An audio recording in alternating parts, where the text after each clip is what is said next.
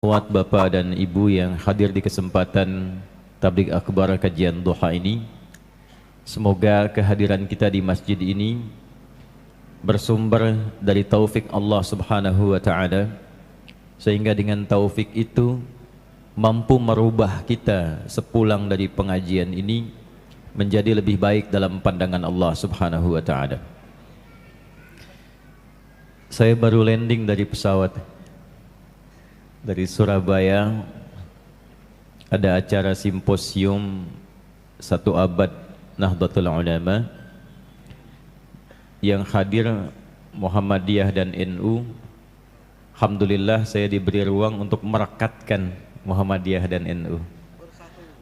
Jadi kalau sudah bersatu, insya Allah mudah-mudahan Islamnya makin kuat, ya, kontribusi juga ke negara makin baik, dan insya Allah semua baik di ormas ataupun kita masyarakat yang berjalan senantiasa dekat dengan ridha Allah Subhanahu wa taala. Malamnya saya langsung ke Malang, kemudian baru kembali ke Surabaya, dini hari first flight langsung ketemu antum di sini. Dan bahasan kita insya Allah hari ini kita akan mengulas sesuai tema strategi menyongsong Ramadan. Dan ini sesungguhnya kajian pertama saya di tahun ini tentang bab persiapan Ramadan. Sebetulnya mau dimulai awal bulan depan, cuman Masjid Pondok Indah curi start temanya supaya dibahas kekinian, dan itu sangat bagus karena memang fikih persiapan Ramadan turun lebih awal sebelum Ramadannya. Baik teman-teman, Bapak Ibu sekalian, kita akan mulai dulu dari sisi historis mengapa ada puasa Ramadan. Itu dulu, supaya pemahaman kita menjadi lebih komprehensif, lebih luas, dan memahami hikmah dari tuntunan agama. Jadi dalam syariat Islam itu semua unsur ibadah itu nanti ada 5 turunan. Berapa turunan? 5. Nah, saya perhatikan rata-rata di umat sekarang itu dari 5 cuma dapat 2. Dan 5 ini nanti menjadi sesuatu yang sangat menarik. Rukun Islam berapa? Salat 5 waktu berapa? Tuh, kan saya sebut 5 kan? Ya. Nah, nanti pokoknya juga 5. Jadi setiap kita menunaikan salat harus terpastikan 5 aspek itu dapat. Zakat nanti pilarnya 5. Demikian sampai ke haji. 5 ini pun ada sejarahnya. Dulu Nabi Ibrahim dan Nabi Ismail alaihi wassalam ketika berdoa kepada Allah memohon agar Rasul yang terakhir yang sudah viral di kalangan Nabi. Jadi Nabi Muhammad sallallahu alaihi wasallam itu namanya sudah viral, menjadi komitmen setiap nabi dan rasul yang akan bertugas di bumi. Jadi setiap akan memulai tugasnya ada perjanjian dulu. Semua nabi dan rasul itu harus mengambil komitmen untuk meneruskan atau menginfokkan risalah Nabi Muhammad SAW, dan kalau semasa dengan beliau mesti menguatkannya. Keduanya memohon kepada Allah. Ya, di Quran surah ketiga Ali Imran ayat 96 sampai 97 itu. Inna awwala baitin wudi'a lin-nasi lalladzi bi Bakkah mubarakan. Ya, rumah pertama yang dibangunkan untuk manusia itu adalah Ka'bah yang terletak di Mekah yang penuh berkah itu. Maka satu-satunya nabi dan rasul yang lahir dekat Ka'bah itu cuma Nabi Muhammad sallallahu alaihi wasallam. Nanti doa keduanya ada di Quran surah kedua Al-Baqarah di ayat 129. Ya, paling kiri sebelah atas di mushaf tuh. Rabbana wab'ats fihim rasulam minhum. Ya Allah, mohon nanti utus seorang rasul yang mulia itu, yang istimewa itu, spesial lahirnya dari kalangan masyarakat yang akan tumbuh dekat Ka'bah ini. Kemudian dia datang membawa 4 misi. Yatsdu alaihim ayatika, 1, membawa ayat. Makanya ketika diberikan wahyu nanti Al-Quran disebut ayat isinya. Itu barokahnya doa Nabi Ibrahim dan Nabi Ismail alaihi wassalam. yatslu alaihim ayatika, akan membacakan, membimbing umatnya dari tuntunan ayat-ayatmu. Karena itu semua isi Quran disebut ayat. Al-Fatihah 7 ayat, Al-Baqarah 286 ayat, Ali Imran 200 ayat, ya. Nanti kita akan bahas kenapa disebut ayat, ya. Kemudian wa yu'allimuhumul kitab, mengajarkan panduan ayat itu, ya, dengan detail, maka disebut nanti dengan hadis, semua sandarannya, tuntunannya disebut dengan sunnah. Jadi ada Al-Qur'annya, ada hadisnya. Ketika hadis jadi kurikulum kehidupan yang diikuti, itu sunnah namanya. Sunnah itu jalan yang diikuti, itu maksudnya, ya. Kemudian yang ketiga wal hikmah, maknanya. Jadi skemanya begini, kalau diperintahkan ada ayatnya, misal nanti diperintahkan sholat nih, nggak bisa langsung sholat. Dalilnya apa? Ayatnya dulu turun. Wa aqimus shalah, ya. Diperintahkan sholat. Quran surah kedua ayat 43. Wa aqimus shalah, sholat. Cara sholat bagaimana? Nabi bertugas mengajarkan. Maka diajarkan oleh Nabi dari wudunya, menghadap kiblatnya, takbir sampai salamnya. Syarat dan rukunnya. Sholatnya dibuka dengan takbir, ditutup dengan salam. Tapi syaratnya diikat dengan wudu. Hadis Muslim, nomor hadis 397 dari Abu Hurairah itu. Idza qumta ila shalah fa asbighul wudu. Maka kalau orang pun sembarangan wudunya, itu pasti sembarangan sholatnya. Wudu nggak sempurna, sholatnya pasti buru-buru. Antum wudu, alih-alih membasuh kepala, yang dibasuh rambut, ya. Takut, ya. Kan yang dibasuh harusnya kepala kan, yang diusap itu. Nah itu pasti berpengaruh pada sholat. Diajarkan itu. 3 wal hikmah. Maknanya apa? Karena ternyata sholat itu dari mulai namanya sampai caranya, dari mulai berdiri sampai dengan salam, itu ada maknanya, ada hikmahnya. Makanya Nabi mengaturnya detail sekali. Kenapa berdirinya nggak boleh terlampau lebar, tidak terlampau rapat, tapi berdiri tegak sejajar dengan bahu. Itu ada artinya. Abdurrahman bin Auf diajarkan berdiri saja, dari hikmah berdiri itu bisa mempraktekkan maknanya sehingga menjadi orang terkaya di zamannya. Lalu kenapa tangannya mengangkat seperti ini? Ada maknanya. Kenapa rukuknya mesti lurus? Ada artinya. Kenapa sujud itu 7 anggota yang menempel? Itu ada maknanya. Semua itu ada faidahnya. Itulah hikmah. Nah, kemudian yang keempat, kalau benar sholatnya seperti itu, maka wa yuzakkihim. Semua ibadah yang dikerjakan itu akan berdampak kepada jiwa. Berdampak pada jiwa itu membersihkan jiwanya sehingga melahirkan dorongan kebaikan saja. Karena di tubuh kita itu cuma ada 2 dorongan. Kalau bukan fujur itu takwa. Quran surah ke-91 ayat 7 sampai 10. Wa nafsin wa ma sawwaha fa'alhamaha fujuraha wa taqwaha. Nah, takwa itu dorongan kebaikan. Disebutkan sebanyak 240 kali dalam Al-Quran. Yang terkait dengan fujur 115 kali. Fujur itu nama lainnya nafsu. Ya, fujur itu dalam nafas. Fujur itu bisikan, dorongan kepada keburukan. Yang ngedorong setan. Jadi setiap takwa dibisikkan malaikat baik, setan membisikkan yang buruk. Malaikat disebutkan 88 kali dalam Al-Quran, setan disebutkan 88 kali.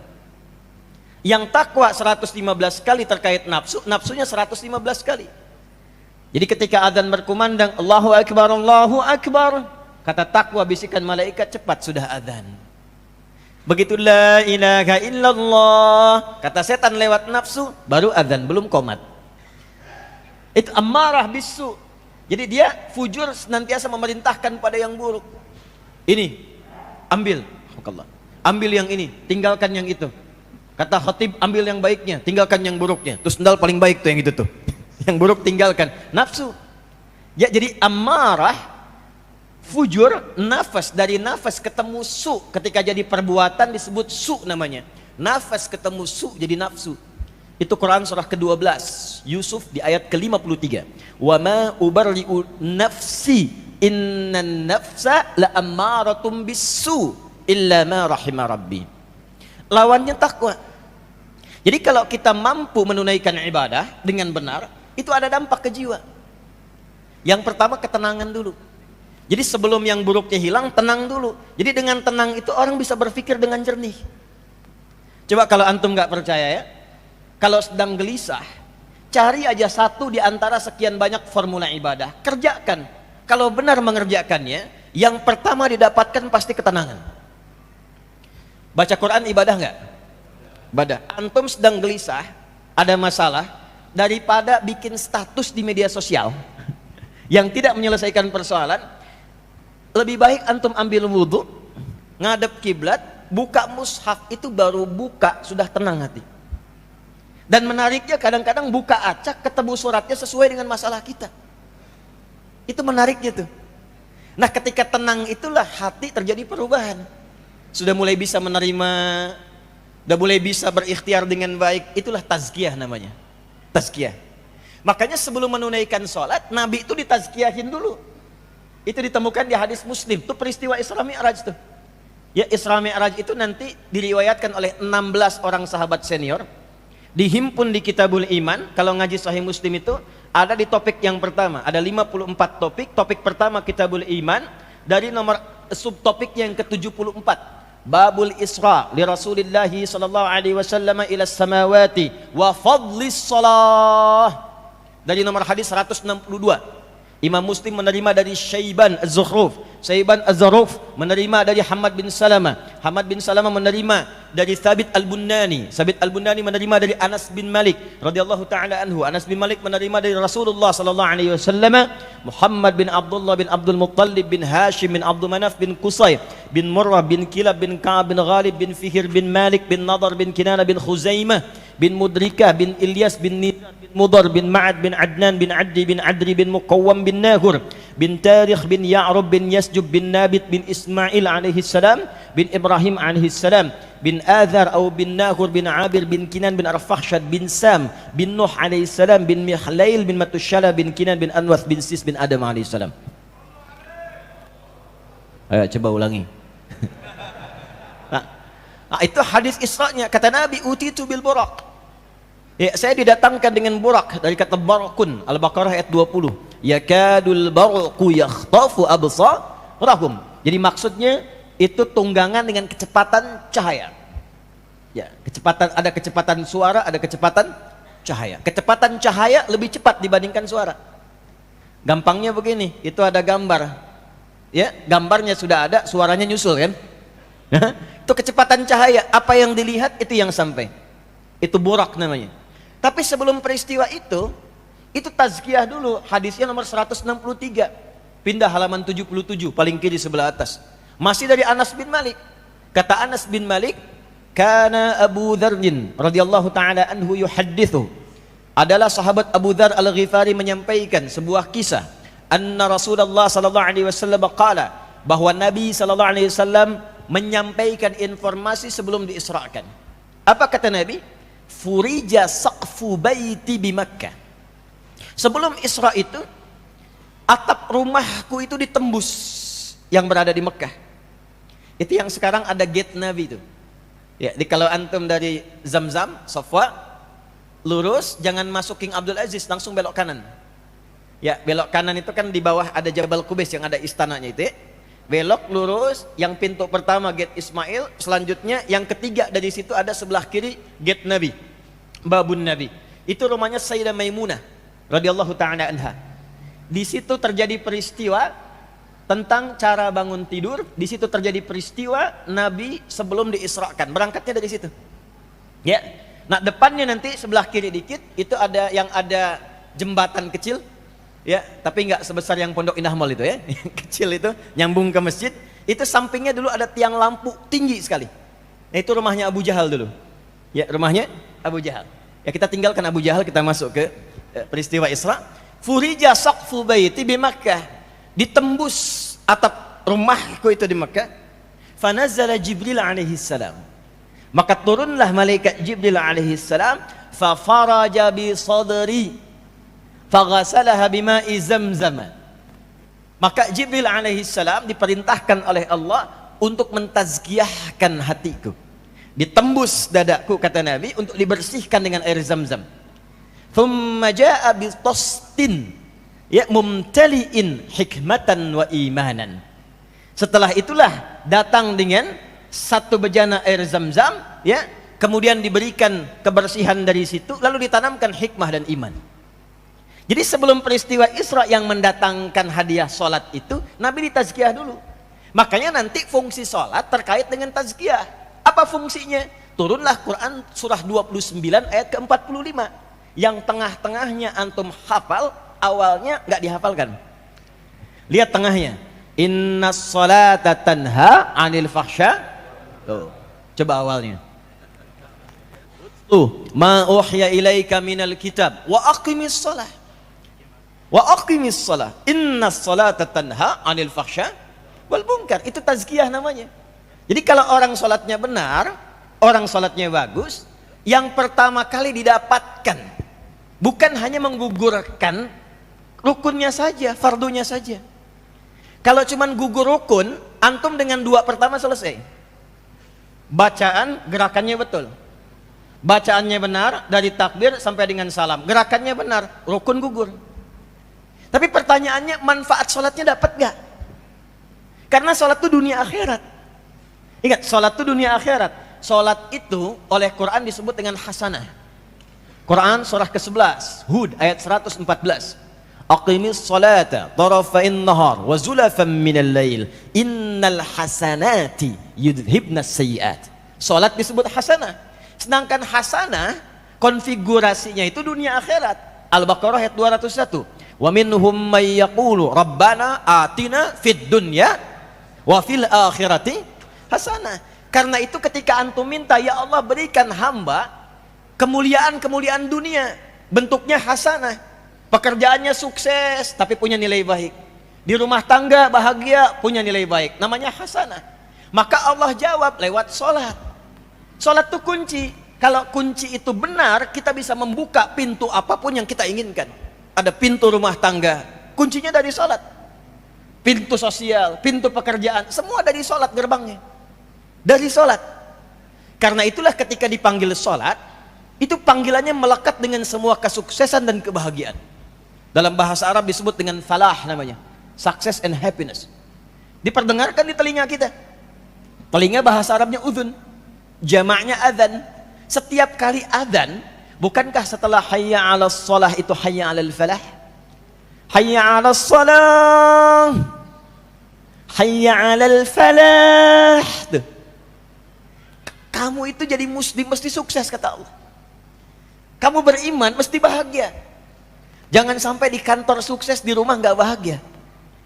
Di pekerjaan champion, di rumah nggak dapat kebahagiaan. Nah ternyata kuncinya apa? Sholat. Tapi nggak mungkin itu bisa diraih kalau cuma dua saja. Bacaan hafal, gerakan khatam, tapi hikmah nggak dapat. Itulah ilmu hikmah. Memahamkan kita sehingga dampaknya kepada tazkiyah. Nah, nanti bab sholat kita bahas lain waktu ya, karena kan babnya puasa nih. Ini baru mukaddimah, kita belum mulai deh. Ya. Ya, balik dulu. Nah, jadi yang diminta Nabi Ibrahim, Nabi Ismail alaihissalam ada berapa tadi? 4. Al-Baqarah 129. Yatslu alaihim ayatika, ayat. Wa yu'allimuhumul kitab, penjelasan detil. Wal hikmah, hikmahnya, esensinya, maknanya.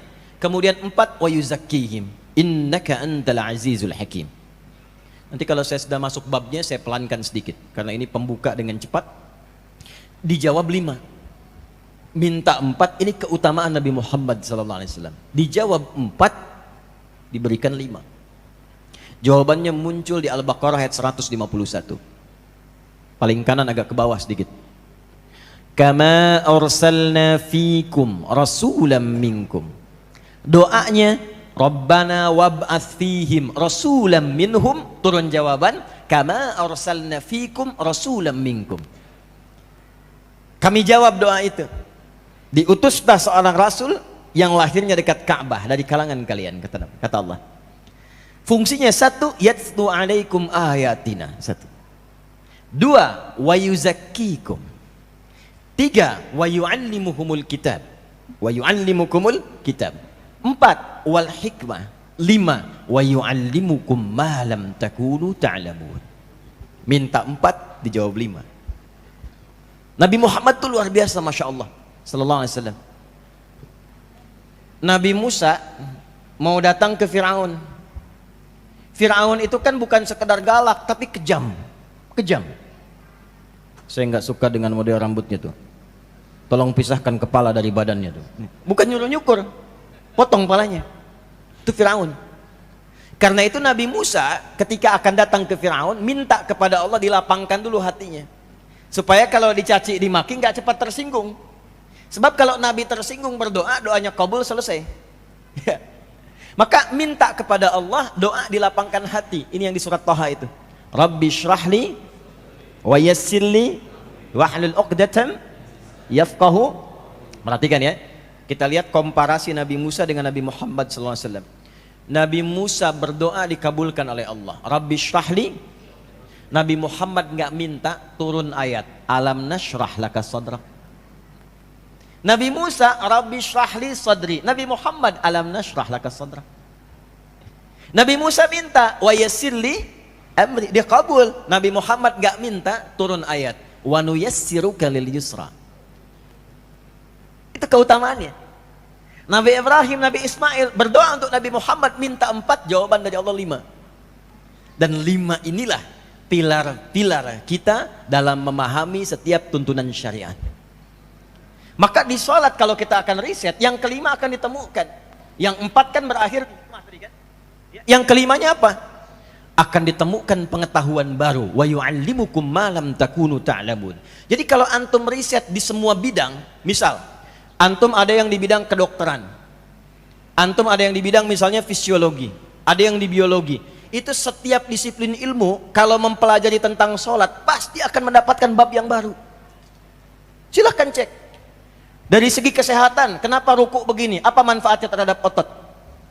Kenapa sujudnya harus 7 bagian anggota nempel? Apa manfaatnya terhadap peredaran darah sehingga berkumpul kembali kemudian di otak, diputar kembali ke jantung? Kenapa tangan saat sujud ini nggak boleh nempel ke sini? Ya, itu ada semua dari faktornya. Dan itu akan selalu menemukan pengetahuan yang baru. Nah, yang ingin saya sampaikan, membaca syariat itu begitu. Sekarang kita akan mengaji tentang puasa, maka landasan mengkaji itu kalau ingin komprehensif, dasarnya yang 5 ini. 1 ayatnya apa? Untuk menemukan dalil. 2 baru bicara caranya. 3 hikmahnya. 4 dampak puasa pada perubahan jiwa, dan itu ada babnya. Yang 5 pengetahuan baru apa yang ditemukan dalam puasa yang kita bisa praktekkan dalam kehidupan. Ini pokoknya. Dan ini mukaddimahnya. Baru kemudian kita mulai kajian kita insya Allah. Kita ada waktu 1 jam ke depan. Saya hanya dibatasi sampai setengah 10 di sini. Ya, bukan panitianya, bukan. Ya, karena ada 1 saudara yang meninggal dunia. Kita jam 10 bergerak. Jadi setengah jam kita bisa diskusi. Setelah itu saya pamit. Kita kembali. Bismillahirrahmanirrahim. Kita mulai dari pilar yang pertama, ayatnya. Mengapa kita puasa?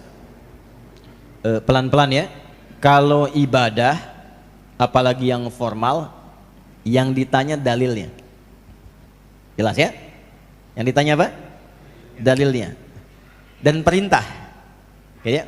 Jadi yang ditanya perintah, bukan larangan. Kalau larangan gak akan ditemukan. Coba cari larangan sholat subuh 3 rakaat. Cari larangan sholat subuh 3 rakaat, gak akan ditemukan.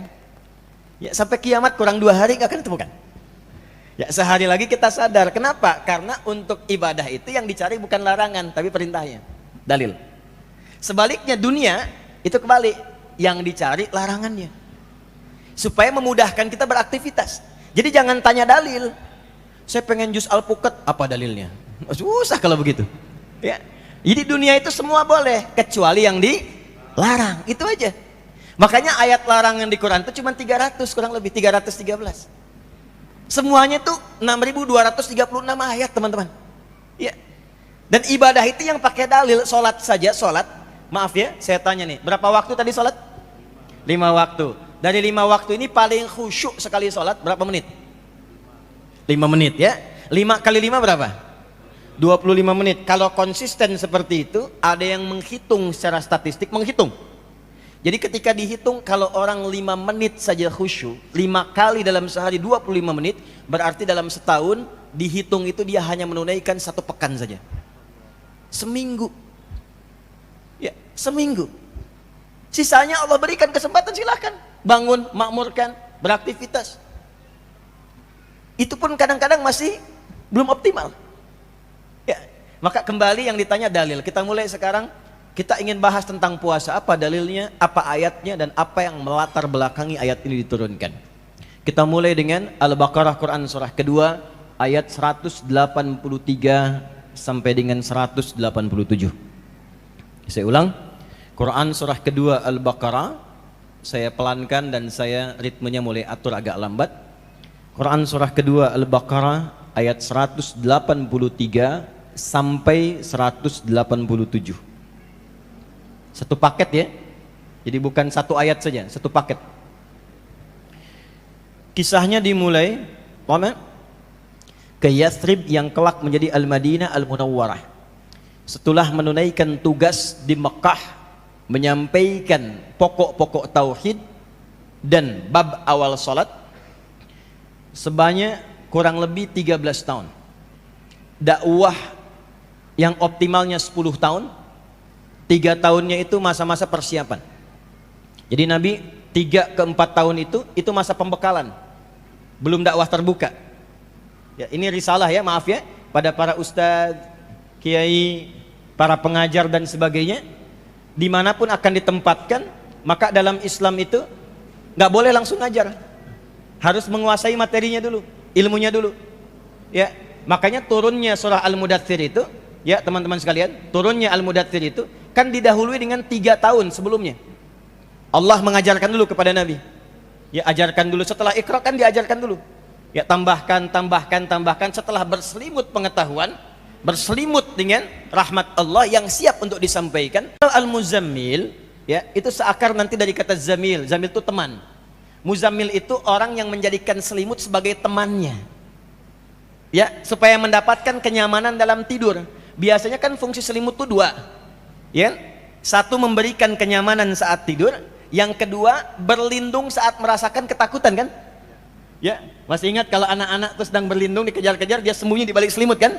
Ya kan? Nah itu kalau ada orang berlindung di balik selimut untuk menutupi kegelisahan atau ingin menjadikannya nyaman, maka dia disebut dengan muzammil namanya.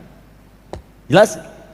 Ada orang yang masya Allah kerjaannya begitu padat, berangkat gelap, pulang gelap, siangnya sibuk dengan dunia, malamnya capek tidur sampai nggak sempat bangun, sholat apa adanya, cita-cita masuk surga, surganya surga Firdaus bersama Nabi lagi. Maka turunlah surah Al-Muzammil. Ya ayyuhal muzammil, hei orang yang sedang nikmat tidur dengan selimut itu, qumil laila illa qalila, bangun dong malam walaupun cuma sedikit. Ya, katanya pengen ke surga. Ini kisah disampaikan, ini memang ke Nabi, cuman pemaknaannya beda dengan kita umatnya. Kalau ke Nabi maknanya lain nanti. Ini untuk diajarkan kepada kita umatnya. Dari mana taunya kepada kita umatnya? Saat nanti masuk di ayat yang ke-6 dan ke-7. Inna nasyi'atal laili hiya asyaddu wat'a wa aqwamu qila. Kalau kamu bangun malam ini, malam kamu bangun, itu panggilan ke hatinya kuat, sentuhan ke jiwa kuat, doa pun khusyuk. Sehingga harapan-harapan kamu mudah aku kabulkan, kata Allah. Kamu ini bagaimana? Pengen sukses, pengen mudah. Kamu tahu aku yang punya kemudahan, aku yang punya kesuksesan dunia akhirat. Sekarang aku panggil kamu nggak bangun. Tapi innalaka fin nahari sabahan tawila. Tapi anehnya kamu itu kalau siang sibuk banget, begitu capek mengejar dunia, malam-malam tertidur pulas punya teman selimut, cita-cita masuk surga. Itu muzammil namanya. Mudaththir beda, sudah berilmu, sudah bertutup. Itu makanya dari kata dithar. Dithar itu selimut dari makna hakiki. Yang kedua selimut dari pengetahuan atau wawasan yang menyelimuti. Makanya ketika surahnya turun, itu perintahnya dakwah. Ya ayyuhal muddaththir, hai yang tengah berselimut. Bisa diartikan real, bisa diartikan selimut pengetahuan atau sesuatu yang telah punya bekal. Qum fa'anzir wa rabbaka fakabbir wa thiyabaka fatahhir war rujza fahjur wa la tamnun tastakthir wa li rabbika fasbir. Itu gambarannya. Nah, kita kembalikan teman-teman sekalian ke dalil. Jadi ketika Nabi tuntas di Mekah, agak pelan, kurang lebih 13 tahun, 3 ke 4 tahun masa pembekalan, 10 tahun setelah itu masa dakwah terbuka, tauhid, menanamkan akidah yang kuat. Pada saat itu pesertanya nggak banyak, murid Nabi itu yang kurang lebih as-sabiqunal awwalun cuma 40 orang. Tapi perhatikan baik-baik, 40 ini kemanapun mereka berpijak, setiap orang ya itu selalu membuka wilayahnya menjadi muslim dan sukses. Setiap orang dari 40 ini ya, mau dia jadi panglima, jadi diplomat, jadi pedagang, jadi apapun, sukses dan nggak tanggung berada di puncaknya. Makanya teman-teman kalau ngaji itu keluarkan fikih Mekah. Fikih Mekah itu landasan kesuksesan. Profesi apapun antum. Ya, nanti para ulama sudah membuat bab di situ dalam kitab hadis mereka. Agak cepat. Maka setelah selesai itu datang peristiwa Isra Mi'raj, diberikan pembekalan sholat hijrah. Sampai di Yathrib, ternyata lihat orang-orang Yahudi itu mereka puasa. Pelan-pelan ya. Mereka puasa di hari ke-10 ya, di hari keberapa? 10 di bulan Al-Muharram. Maka mereka mengenalnya dengan puasa Ashura. Puasa apa? Ashura. Kalau orang Arab mengaitkannya dengan kata Ashura, hari ke-10. Dan mereka ketika dikonfirmasi mengatakan ini puasanya kami sebagai warisan dari Nabi Musa alaihi salam, sebagai syukur kepada Allah. Karena di momen itu dibebaskan Bani Israel, dibimbing Nabi Musa dari kejaran Firaun. Maka sebagai syukur kepada Allah, mereka puasa. Nah, Bapak Ibu, teman-teman, para nabi itu begitu, syukurnya dengan puasa. Atau singkatnya meningkatkan amal soleh. Pokoknya kalau mereka dapat nikmat, cara mensyukurinya meningkatkan amal soleh. Naik lagi. Naik lagi. Contoh, Nabi itu setiap datang miladnya, ulang tahunnya, maka beliau syukurinya dengan puasa, dengan ibadah, ya, dengan ibadah. Ini menarik nih.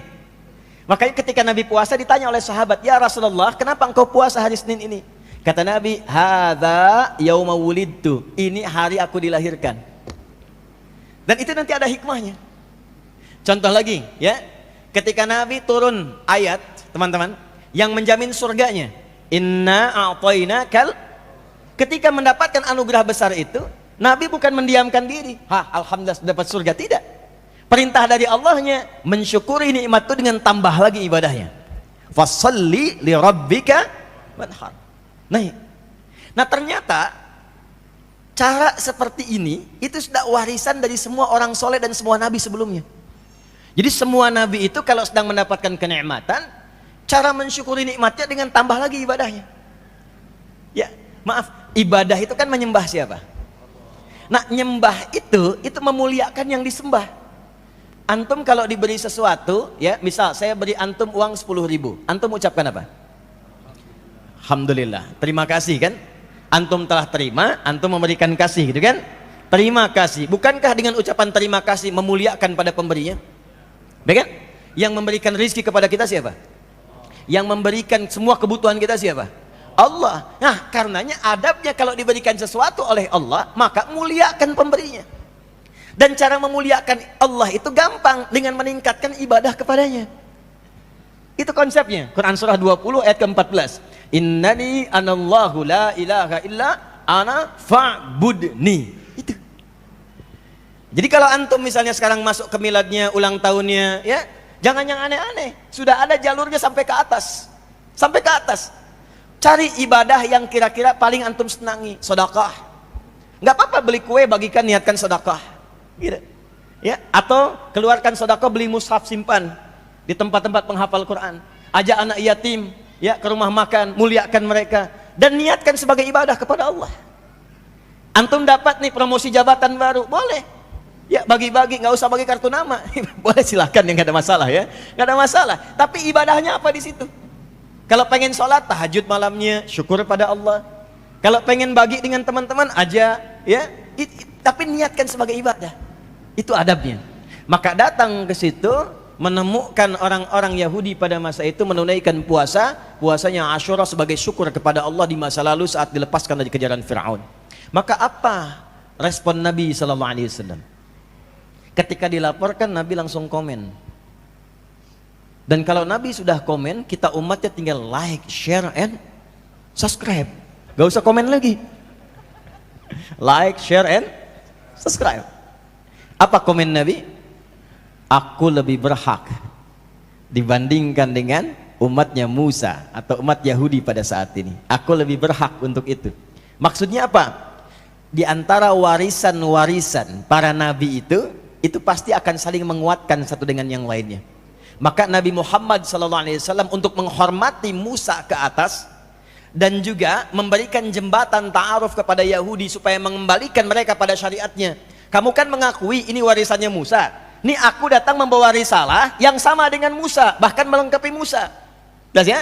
Jadi kalau di titik ini mereka paham ikut puasa Nabi Muhammad, ikut puasa umat Islam dengan harapan mereka sadar kembali. Oh, umat Islam ini benar, ngikutnya Musa. Kalau benar Musa, nih ikutin, aku akan ajarkan apa yang saya telah ajarkan kepada kalian sebelumnya. Maka puasalah Nabi Muhammad SAW, puasalah para sahabat. Setelah mereka puasa, tiba-tiba muncul respon dari Yahudi yang hidup pada masa itu. Ada Bani Qainuqa, Bani Nazir, ya. Kemudian ada Bani Quraidah dan sebagainya. Tiba-tiba responnya tanpa diduga, dan ini genealogi Yahudi. Nanti lain waktu kita insya Allah ngaji ya, supaya tahu Bani Israel itu apa, Yahudi itu apa. Di Quran kan banyak tuh diksinya. Dan itu mewariskan genealoginya sampai kini. Ya, ada yang di bidang ekonomi, di bidang politik, di bidang militer, ada yang suka ngeyel, ada yang suka konflik, ada. Dan itu turun. Makanya di Quran dengan di hadis itu sangat ketat. Kalau Anda berdagang ketemu Yahudi caranya begini. Ya, kalau Anda di politik ketemu Yahudi caranya begini dan sebagainya. Itu lengkap sekali. Balik dulu. Maka ketika umat Islam dan Nabi puasa, orang Yahudi ternyata merespon dengan mengolok-ngolok Nabi dan umat Islam. Lihat tuh Muhammad dan umatnya. Salatnya nggak punya kiblat, ngadepnya ke kiblat kita di Masjidil Aqsa. Sekarang puasanya pun nggak punya bahan, puasanya ikut kita juga di Asyura. Maka menyebarlah berita itu menjadi hoax, dan produk hoax pada saat itu banyak dikelola oleh Yahudi pada masa itu. Dan itu nanti ada genealoginya. Dan nanti direspon dengan turunnya nanti diantaranya beberapa surat dalam Al-Quran. Wa idza ja'ahum amrum minal amni awil khaufi adza'u bih. Ada ciri masyarakat sakit yang belum apa-apa sudah di broadcast semua. Adza'u itu dari idza'ah. Jadi Quran menyebutkan orang yang senang broadcast, semua di broadcast, semua di update status. Ya, mau Pondok Indah gelap, Pondok Indah mendung, langsung bikin status. Ya, Pondok Indah macet bikin status. Itu kata Quran ciri masyarakat kurang sehat. Kurang sehat. Nah, Yahudi begitu. Semua disebarkan, semua diupdate, semua diproduksi hoax supaya menyebar. Akhirnya Nabi memohon kepada Allah. Dua permohonannya. Menjawab langsung tentang kiblat dan tentang puasa. Maka saat memohon kepada Allah tentang kiblat, meneruskan yang sebelumnya, yang sejak di Mekah beliau minta, maka turunlah Al-Baqarah ayat 144. Karena kita beritanya tentang puasa, maka dengan respon itu minta kepada Allah, ya Allah, anugerahkan kepada kami umat Islam puasa yang dengan puasa itu mengungguli semua puasa yang pernah dikerjakan pada umat-umat sebelumnya. Maka turunlah pertama Quran surah kedua Al-Baqarah di ayat 183 sampai nanti 187-nya. Ini asalnya. Ya, pelan-pelan. Ya ayyuhalladzina amanu kutiba alaikumus siyam kama kutiba alal ladzina min qablikum la'allakum. Perhatikan dasarnya. Saya pelankan. Permohonannya diturunkan. Yang kiblatnya lebih utama dari yang lainnya, puasanya pun lebih utama dari yang lainnya. Jadi kalau kita kembalikan ke 5 pilar tadi, Ramadan itu bukan puasa biasa. Yang kalau kita kerjakan dengan benar, satu, dari semua sudut pandang, baik terkait pahalanya, keutamaannya, itu akan mengalahkan puasa-puasa yang pernah dikerjakan sebelumnya. Nggak ada tandingannya. Nanti kita akan lihat di antara keutamaannya. Ya. Jadi kalau kita urutkan dari segi ayat, dasar ayatnya turun itu ternyata salah satunya untuk memuliakan umatnya Nabi Muhammad SAW lewat Rasulnya. Jadi tidak ada nanti umat lain berbangga lagi. Kami juga pernah puasa, kami juga pernah puasa. Jadi Allah bukan sekedar menjawab, Muhammad puasamu tidak sama dengan mereka. bukan sekedar menjawab, tapi ya Muhammad sallallahu alaihi wasallam, sampaikan pada umatmu yang telah beriman itu, puasa engkau bukan hanya engkau kerjakan seperti dulu orang puasa, tapi puasamu lebih unggul dibandingkan dengan orang-orang dulu yang pernah puasa. Itu poinnya. Jadi berbahagialah teman-teman sekalian ketika mendekat kepada Ramadan, karena di dalamnya akan ada keutamaan-keutamaan yang mengalahkan semua jenis puasa yang pernah berlaku di masa lampau. Makanya para sahabat ketika mau datang Ramadan gembira semua. Gembira, bahkan ditunggu-tunggu. Tunggu-tunggu. Allahu Akbar. Jadi nggak ada yang nanya begini, kapan puasa? Sebulan lagi, ya cepet amat ya. Itu kadang baru berhenti Ramadan udah nangis pengen nunggu Ramadan lagi. Karena apa? Karena tahu fikihnya. Ada sesuatu yang beda. Ada yang nggak sama di Ramadan. Ada suasana yang nggak serupa. Coba kita rasakan ya. Maaf nih. Kita saat masuk Ramadan aja, suasananya beda kan? Ya.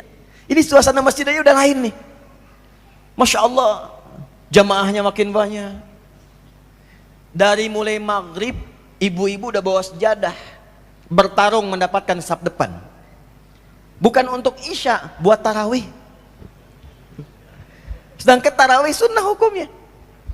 Dan unik puasa itu. Jadi Ramadan itu, puasa itu, yang pertama, itu bisa meningkatkan kesolehan yang sebelumnya bahkan nggak pernah dikerjakan. Antum keluar nih ya, ada yang minta, belum tentu diberi. Ramadan yang nggak ada dicari-cari. Berapa fakirnya, berapa miskinnya, berapa anak yatim sekitaran sini. Ramadan. Sholat fardu kadang terlambat. Ramadan ketinggalan sunnah, gelisah. Tarawih sunnah kan? Antum ketinggalan gelisah. Gelisah. Dan hebatnya Ramadan, ya, dan nanti turunan puasa lagi, itu bisa menghambat seseorang berbuat maksiat. Seorang pemarah pun akan libur marahnya saat puasa. Ini ada orang dikit-dikit marah, Masya Allah. Dia puasa, bukanya jam 6. Jam 6 kurang seperempat, ada yang provokasi. Dia diem aja begini. Istrinya bilang, kok nggak balas? Ntar aja habis maghrib. Bisa tahan tuh. Dan bisa menghentikan maksiat. Koruptor tuh bisa libur dulu korupsi tuh. Ya, pencuri bisa nggak pencuri. Ya. Pembohong bisa nggak bohong, tumben nggak bohong, takut batal. Itu puasa.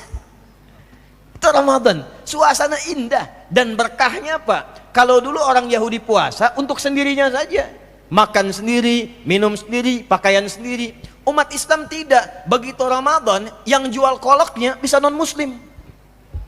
Lihat, yang jual kurmanya bisa non Muslim. Yang dapat manfaatnya banyak yang belum beriman pun. Dan tidak sedikit mendapatkan hidayah dari keindahan Ramadan itu. Ramadan. Makanya teman-teman kita mesti menghadirkan dulu perspektif ini, sehingga kita semakin semangat menyambut Ramadan. Dan yang paling dahsyat apa?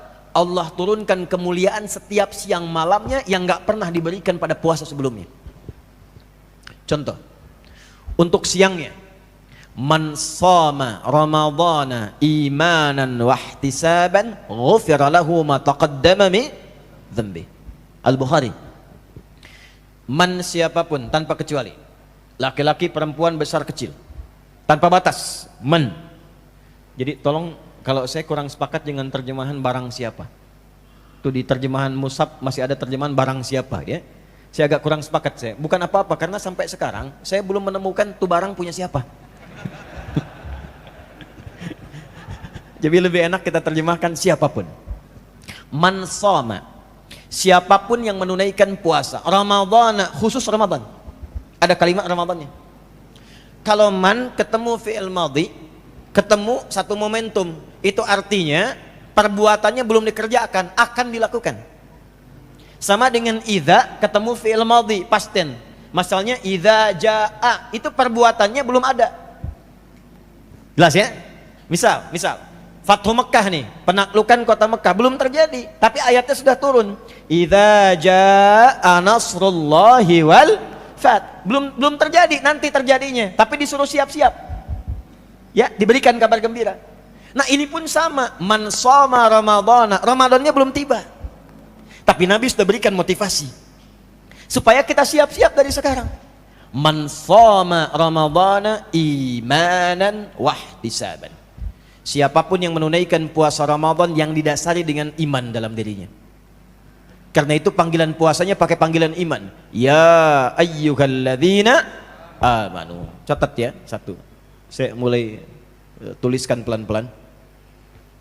Supaya terukur maksud saya. Kelihatan belakang? Belum ya, belum saya tulis ya. Nah, tenang. Iman kita sama levelnya di sini ya. Jadi jangan sampai udah kelihatan tuh. Baik, lihat sini. Man, saya besarkan dikit. Shama Ramadhana imanan. Dulu ini. Saya garis bawahi kata imannya. Panggilan puasanya pakai iman. Ya ayyuhalladzina amanu. Perhatikan. Inilah rahmannya Allah kepada kita. Jadi kata iman di ayat puasa, ya ayyuhalladzina amanu, itu pertama didasari dengan huruf ya dulu. Kemudian ayyuha, lalu pakai alladzina. Baru disambungkan ke iman. Ya, kita bedah dulu. Disebutkan sebanyak 361 kali dalam Al-Quran. Ini fungsinya memanggil yang dekat, menengah ataupun jauh. Nida'ul qarib, mutawassit wal ba'id. Jadi kalau di Arab ada yang dipanggil dengan ya, itu manggil semua jarak. Ya, semua nengok. Jelas? Tahan. Ayyuha, ayyunya munada untuk menguatkan pesan, haknya mengingatkan. Disebutkan 150 kali dalam Al-Quran. Alladzina itu menunjukkan keseluruhan objek yang dipanggil tanpa kecuali. Disebutkan 1080 kali dalam Al-Quran. Fokus. Perhatikan baik-baik. Inilah indahnya ketika Allah memanggil.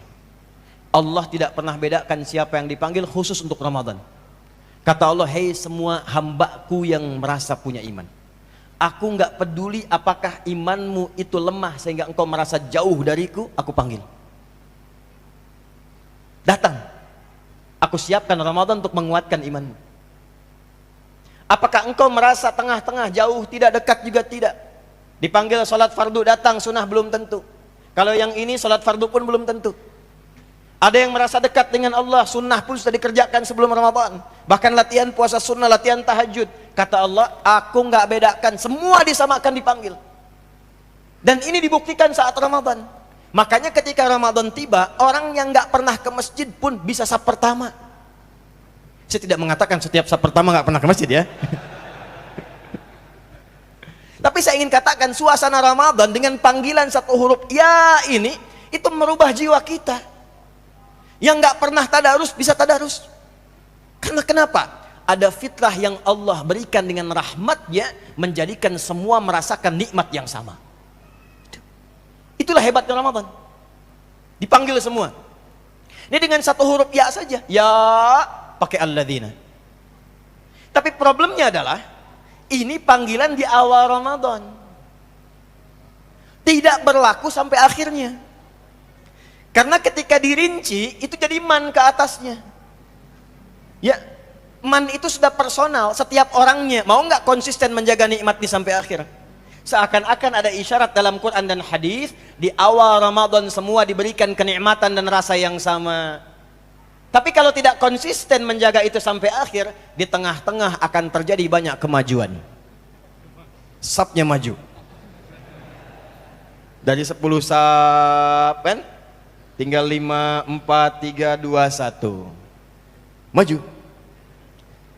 Betul nggak? Terbukti nggak? Berarti ayatnya benar. Satu itu. Itu poin yang pertama, ya. Jadi yang kita rasakan satu, hadirkan dulu suasana bahwa Ramadan itu spesial, panggilannya langsung dari Allah, dan panggilan dari Allah bukan sekedar panggilan. Rahmat yang Allah berikan untuk menurunkan semua jenis kebaikan bagi semua hambanya tanpa kecuali. Jadi cuma Ramadan yang tidak Allah bedakan orang soleh dan orang salah.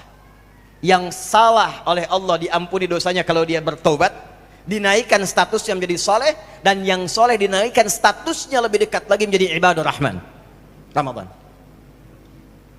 Apa rinciannya? Imanan wahtisaban. Kuncinya, begitu akan datang Ramadan, dia sambut dengan imannya. Nah, ini yang diaktifkan panggilan imannya. Nah, panggilan ini gak mungkin aktif kalau kitanya gak paham tentang ini, gak tahu motivasi. Ini yang harus kita aktifasikan dulu sekarang. Ya, ada rahmat, ada ampunan, ada kemuliaan. Jadi begitu datang Ramadannya, kita sambut Ramadannya itu dengan ini motivasi iman.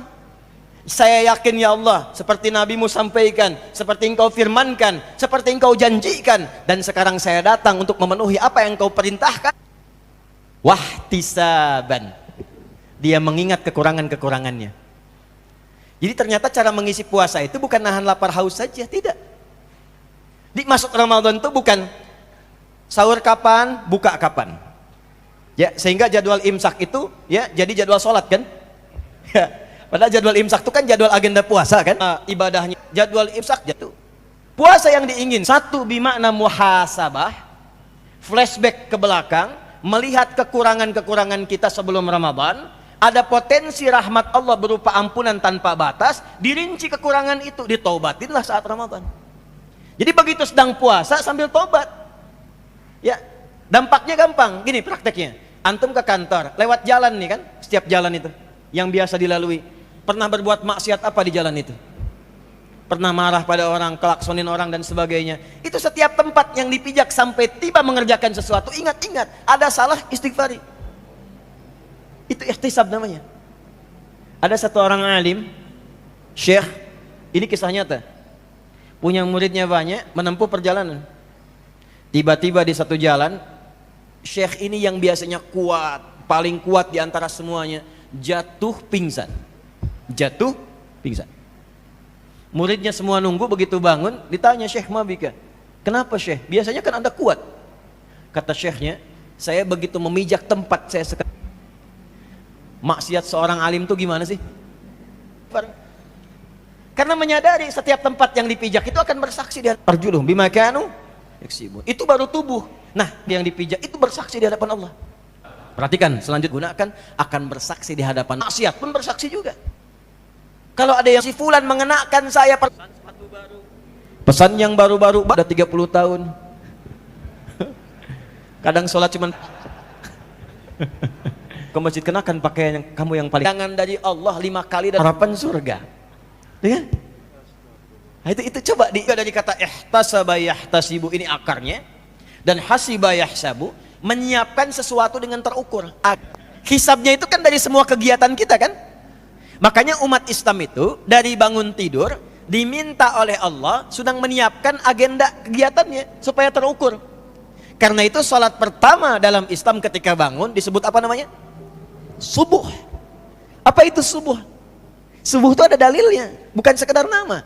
Bukan sekedar nama. Subuh itu nanti spiritnya ada di Quran surah 81 At-Takwir ayat 18. Was-subhi idza tanaffas. Bersamaan dengan tibanya subuh, demi waktu subuh yang aku tetapkan kata Allah, bersamaan dengan itu siapkan agenda kegiatanmu seperti nafas yang mengalir dalam dirimu. Makanya semua kegiatan kita itu bukan sekedar bagaimana kabarmu. Bagaimana kabarmu di pagi ini sudah punya, kecuali sudah punya agenda yang disiapkan yang akan dikerjakan di hari itu. Nabi itu ngajarin kita evaluasi. Tadi besok harus jamaah. Dari yang jamaah karena kesulitan yang dibaca. Yang pengen ke surga. Kan ke surga itu membaca, naiknya itu membacakan apa yang biasa dibaca. Ya, Quran yang biasa dibaca itu perintahnya itu. Iqra warattil. Ya, inna akhira qira'ataka akhira manzilatika fil jannah. Iqra warfa'. Baca dari Quran yang biasa engkau baca di dunia. Kalau belum sempat sempurna, kita niatkan besok saya punya agenda gini. Salat subuhnya di Masjid Pondok Indah, ya. Salat zuhurnya di Masjid Sunda Kelapa misal, ya. Salat asarnya di Masjid C, Masjid D sampai isyanya. Baca Qurannya sekian, murajaahnya dengan keluarga sekian, sedekahnya sekian. Jadi ketika akan mengerjakan sesuatu, besoknya bangun sudah terukur agendanya. Sudah punya agenda, dibawalah kepada Allah dalam sholat, minta persetujuan Allah untuk dimudahkan. Itulah kenapa ada sholat subuh. Nah kita saat Ramadan, kenapa pakai ihtisab? Imanan wa ihtisaban. Dia muhasabah diri, dia punya agenda. Jadi jangan sampai puasa tuh cuma nahan lapar, nahan haus, tunggu buka. Tidak. Hari pertama apa yang mau dikerjakan? Tuh. Apa yang mau dilakukan di hari pertama? Punya agenda, dari sekarang siapkan.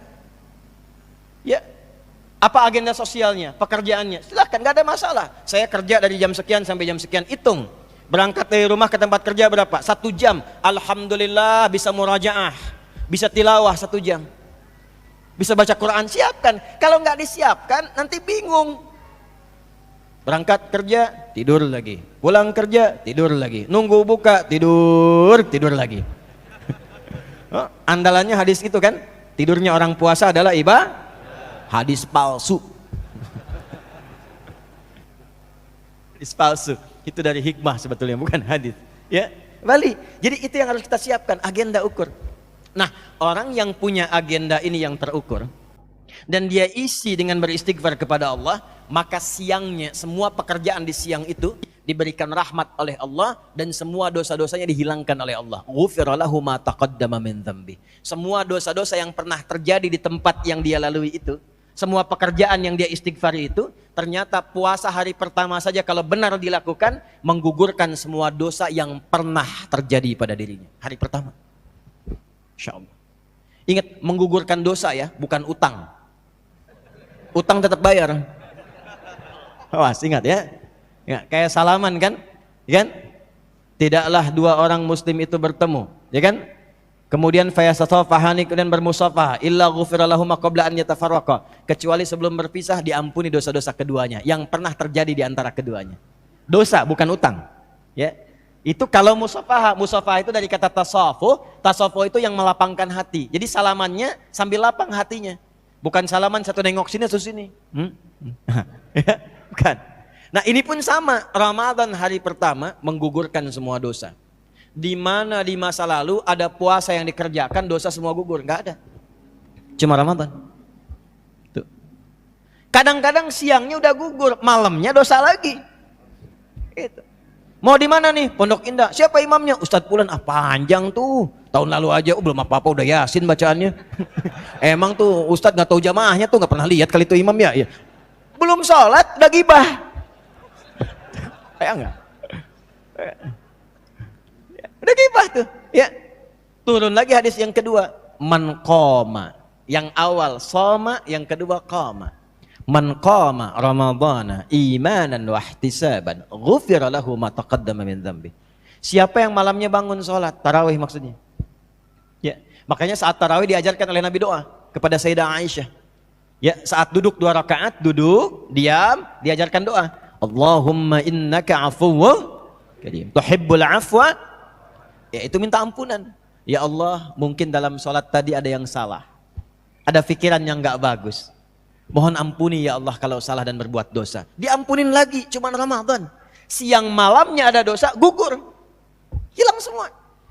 Ya, hilang semua. Itu cuma Ramadan. Jadi memang kita mesti serius menyambut Ramadan ini dan mengukur diri. Sekarang usia berapa? Ya rata-rata lah 40 tahun ke atas lah ya.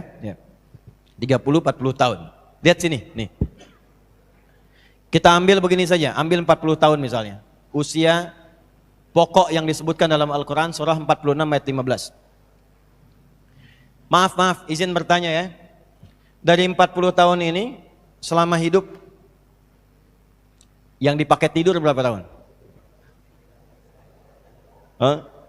Ya ambil risetnya ya, ambil riset setengahnya lah gitu ya.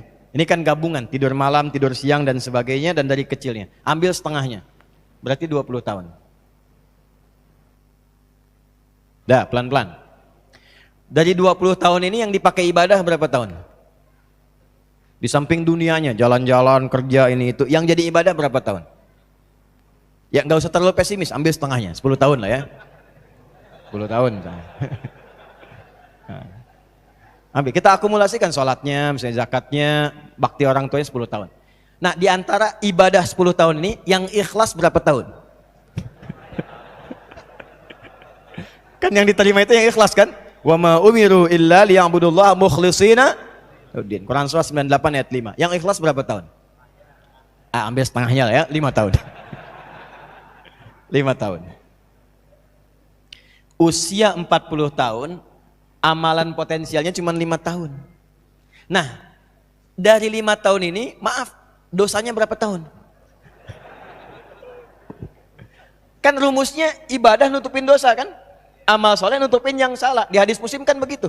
Tu'khadhu hadza min hasanati wa hadza min hasanati. Saat dihisab itu, amal soleh langsung nutupin yang salah. Nah kata Nabi, ada orang sholat, cuman senang juga membicarakan orang.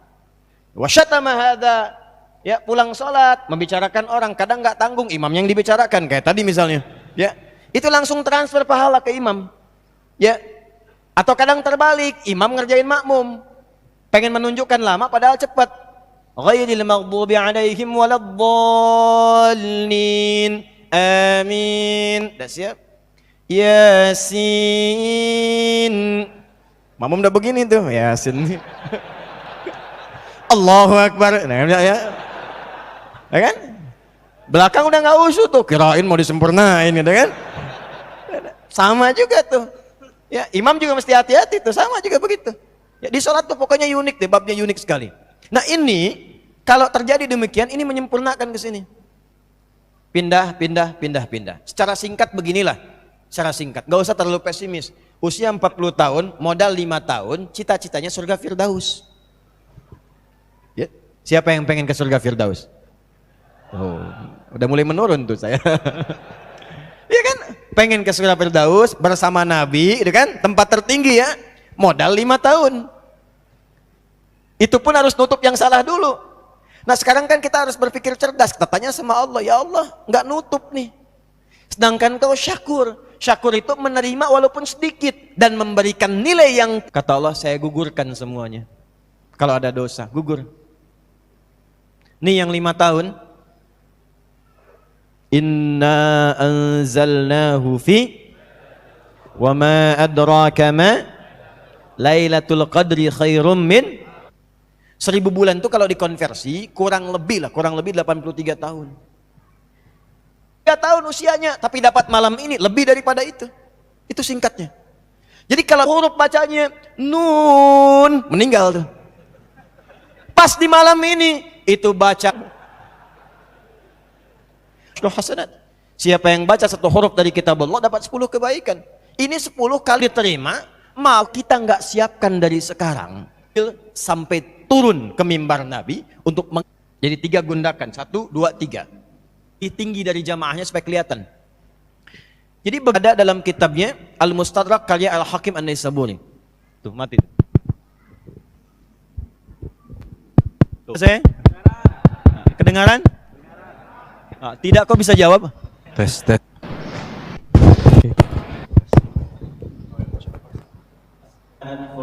Ya Muhammad sallallahu alaihi wasallam. Iman bukan muslim.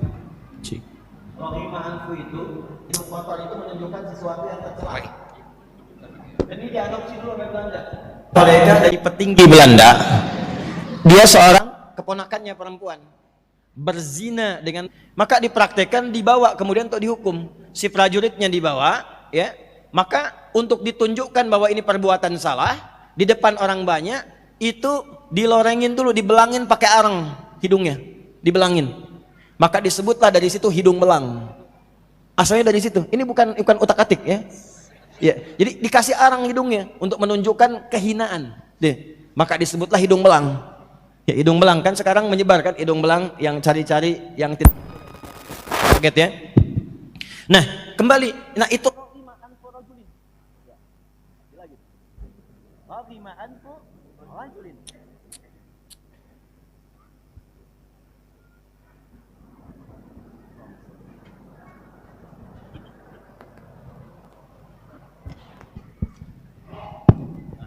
baik, itu raghima anfu rajulin, sungguh tercela seseorang, liman adraka ramadhana falam yughfar lahu, yang sudah Allah anugerahkan sampai ke Ramadan tapi tak memanfaatkan momen itu untuk memohon ampunan kepada Allah sehingga Allah mengampuninya.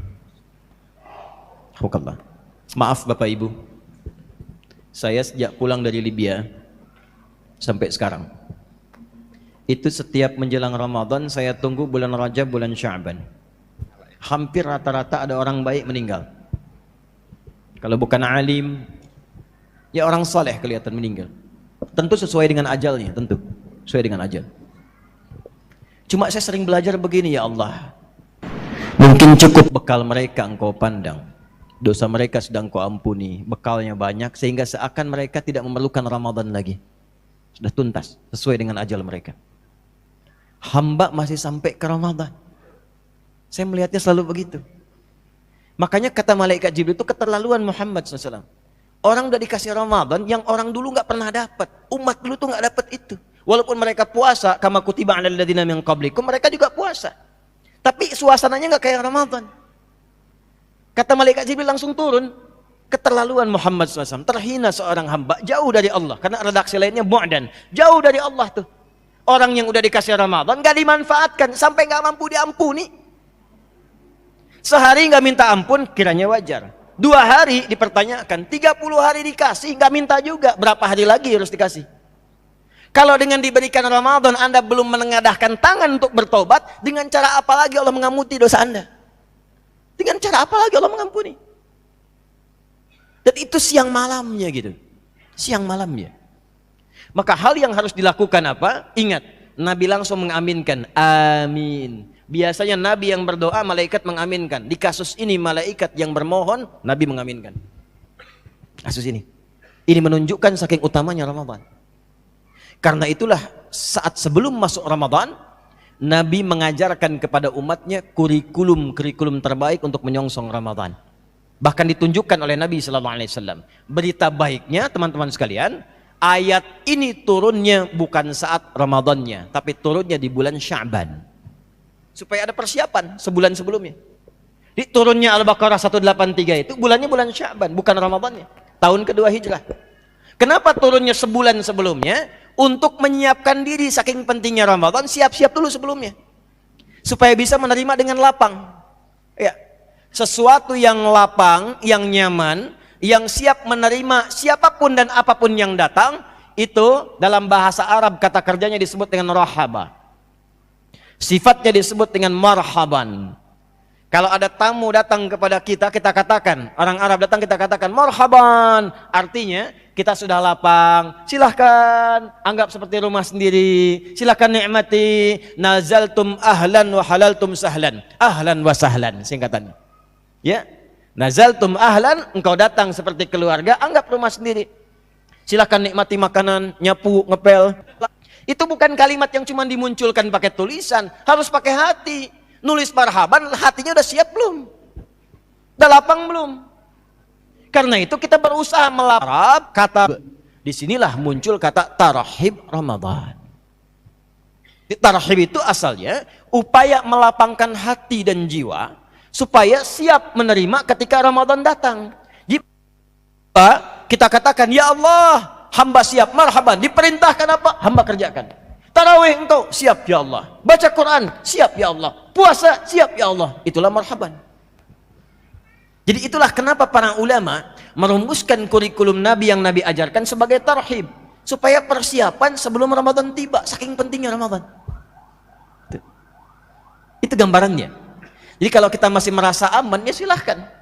Tapi kalau kita hitung-hitungan kayak tadi itu, berapa sih dosa yang sudah dikumpulkan sampai saat ini? Cirinya gampang, cirinya. Kalau masih khawatir dan takut dengan kematian, itu berarti ada bekal yang belum sempurna. Mau meninggal hari ini? Boleh Ustadz, yang penting masuk surga. Apalagi eranya kekinian. Ya, kata Nabi itu, era-era akan tiba waktu yushiku antada alaikumul umam kama tada al-aklatu ala qas'atiha qila amin killatin bina yawma qala bal antum yawma idzin katsir walakinnakum gutha'un ka gutha'is sayl tunza'ul mahabbatu min qulubi aduwikum wa yuj'alu fi qulubikumul wahn qalu wa mal wahnu ya Rasulullah qala hubbud dunya wa karahiyatul maut. Akan tiba satu masa umat Islam itu terombang-ambing, auratnya kecil, tidak ada karismanya, pecah-pecah, terpolarisasi, seperti ombak gampang diterjang, pergi, ribut. Ombak kan begitu, pecah, ribut. Sahabat konfirmasi, ya Rasulullah, apakah pada saat itu jumlah kami sedikit? Kata Nabi, bal antum yauma idzin katsir. Kalian malah banyak waktu itu. Ya. Kok bisa ya Rasulullah? Cuman sayang, banyaknya kalian itu seperti buih, nggak ada karismanya, nggak ada taringnya, nggak ada persatuannya, terlempar satu kemari. Ya, dipermainkan, dikotak-kotakkan, ya seperti satu binatang atau semut mempermainkan makanan-makanan, dibawa sana bawa sini bawa. Lihat semut ya, kalau melihat gula ada makanan, kan dibawa menyebar sana sini kan? Ya seperti itulah. Sehingga orang nggak segan lagi dengan orang Islam. Dulu orang segan disebut Muslim tuh, masya Allah. Ibnu Khaldun tuh punya kitab namanya Muqaddimah. Ya bagaimana beliau gambarkan itu dulu orang Islam tuh saking majunya semua ditiru. Sampai Ibnu Khaldun bikin pernyataan tesisnya, manusia itu cenderung meniru yang dikaguminya. Dulu orang Islam dikagumi. Antum kalau lihat Eropa di abad ke-19 bahkan di 18 ke bawah itu pakai kerudung, pakai jilbab. Ya karena kenapa? Yang berperadaban itu orang Islam. Jadi memakai kerudung itu menjadi manusia yang berperadaban. Gaulnya itu kalau bisa pakai kerudung itu kebanggaannya. Laki-lakinya banyak pakai gamis. Kenapa? Karena sekolahnya pada ke Andalusia, ke Cordoba, ditiru itu pakaiannya, ditiru kebiasaannya. Coba lihat ratu-ratu zaman dulu itu, lihat potretnya saat naik kuda, pakai kerudung. Kehormatannya ada. Kenapa? Karena yang dikagumi, yang diunggulkan, yang jadi contoh umat Islam pada masa itu. Ya. Umat Islam. Jadi hukum Ibnu Khaldun yang dikagumi itu yang ketemunya bukan assalamualaikum lagi, annyeonghaseyo.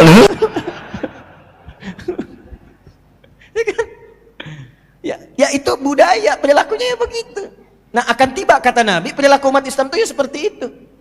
Lihat ini pengen begitu, lihat rambut dicat pengen dicat, padahal masjid kekurangan cat tuh. Ya.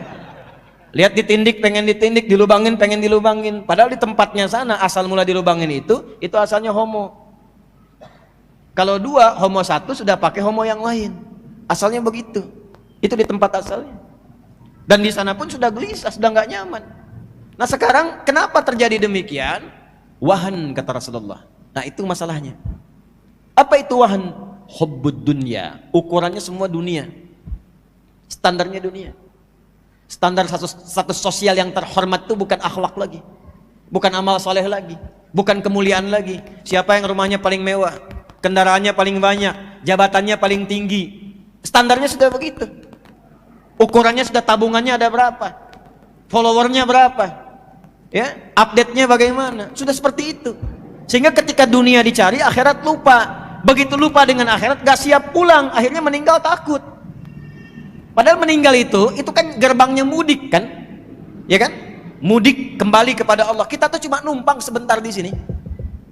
Tempat kita itu bukan di sini, tempat kita tuh di akhirat, bukan di sini. Makanya kita tinggalkan. Nah tinggal itu mudik. Mudik tuh ke tempat pulang tuh disebut ma'ad namanya, ma'ad. Innal ladzi farada 'alaikal qur'ana laradduka ila ma'ad, tempat pulang. Ada waktunya disebut mi'ad. Innallaha la yukhliful mi'ad. Pulangnya disebut dengan id. Makanya tiap tahun kita diajarin spirit id, pulang mudik. Dahsyatnya di Indonesia diartikan id itu belajar miniaturnya, mudik ke tempat kembali.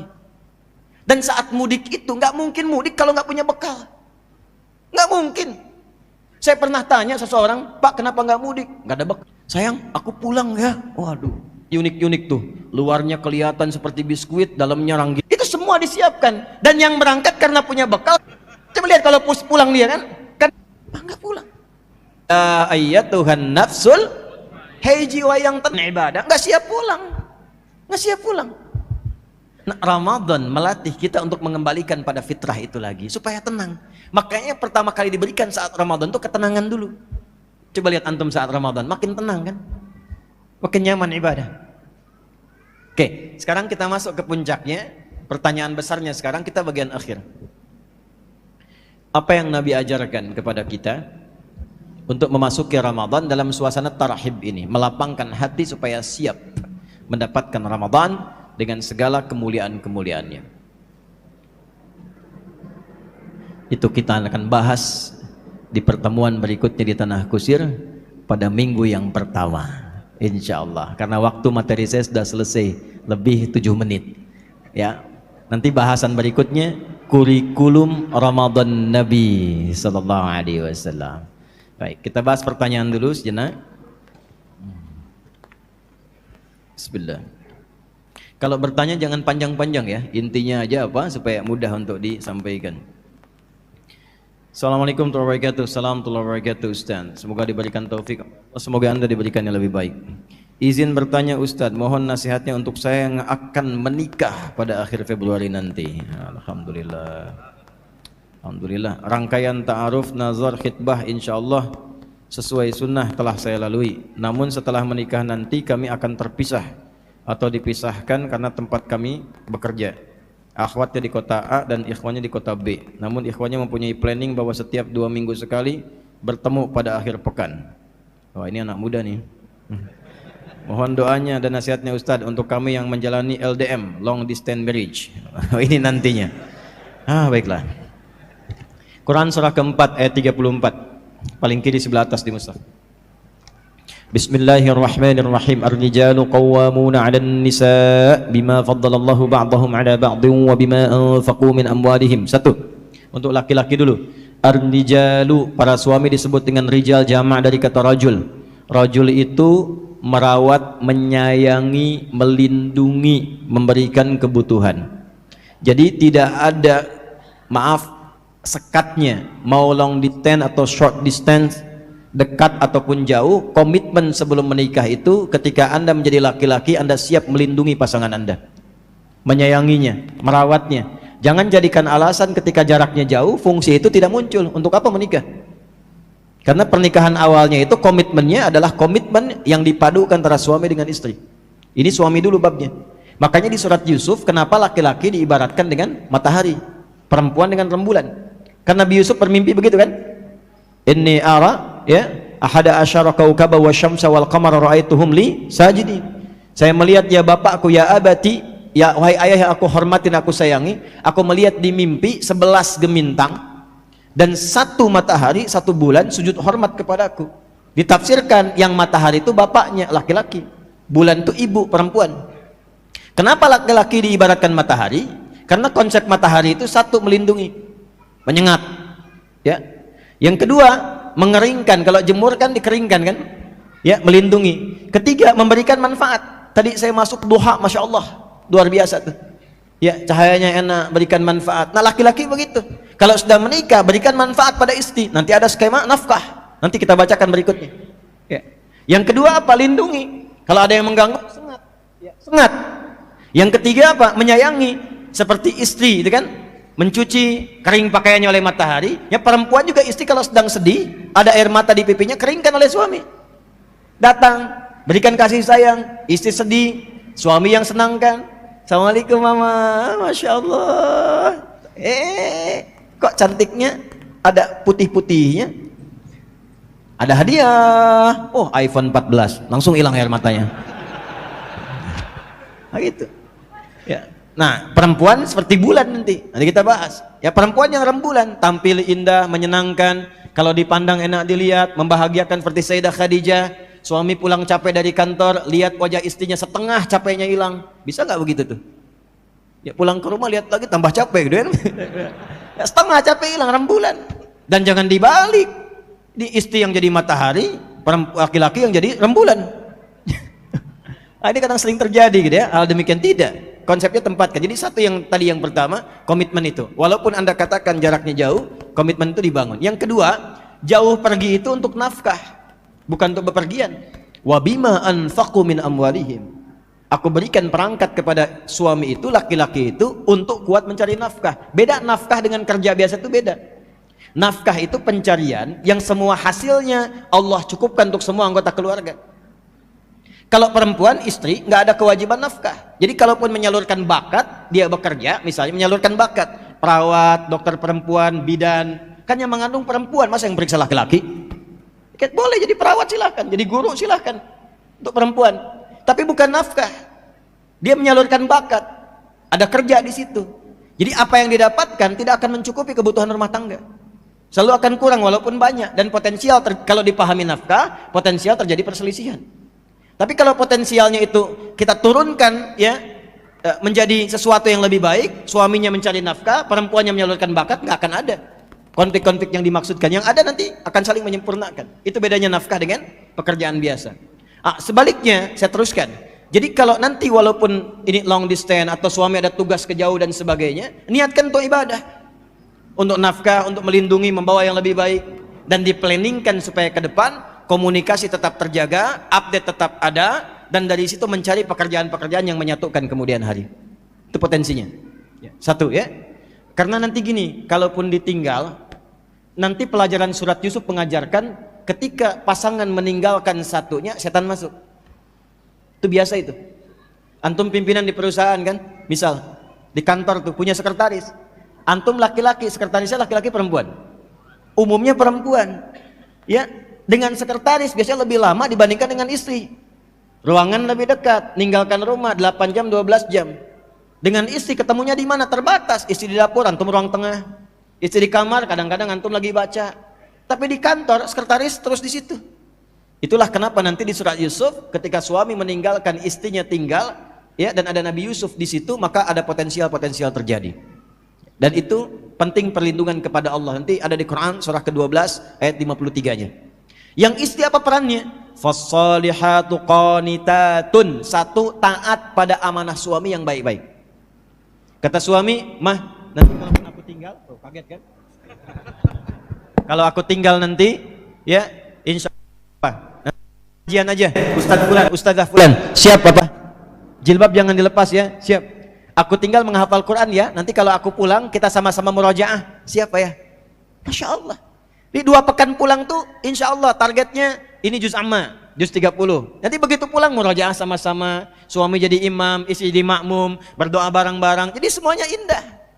Ketika video call, amma yatasaalun anin nabail azim, enggak begitu juga ya. Ya baca pakai tajwid ya. Ketika tidak sedang bersamanya, kehormatan dijaga. Jaga.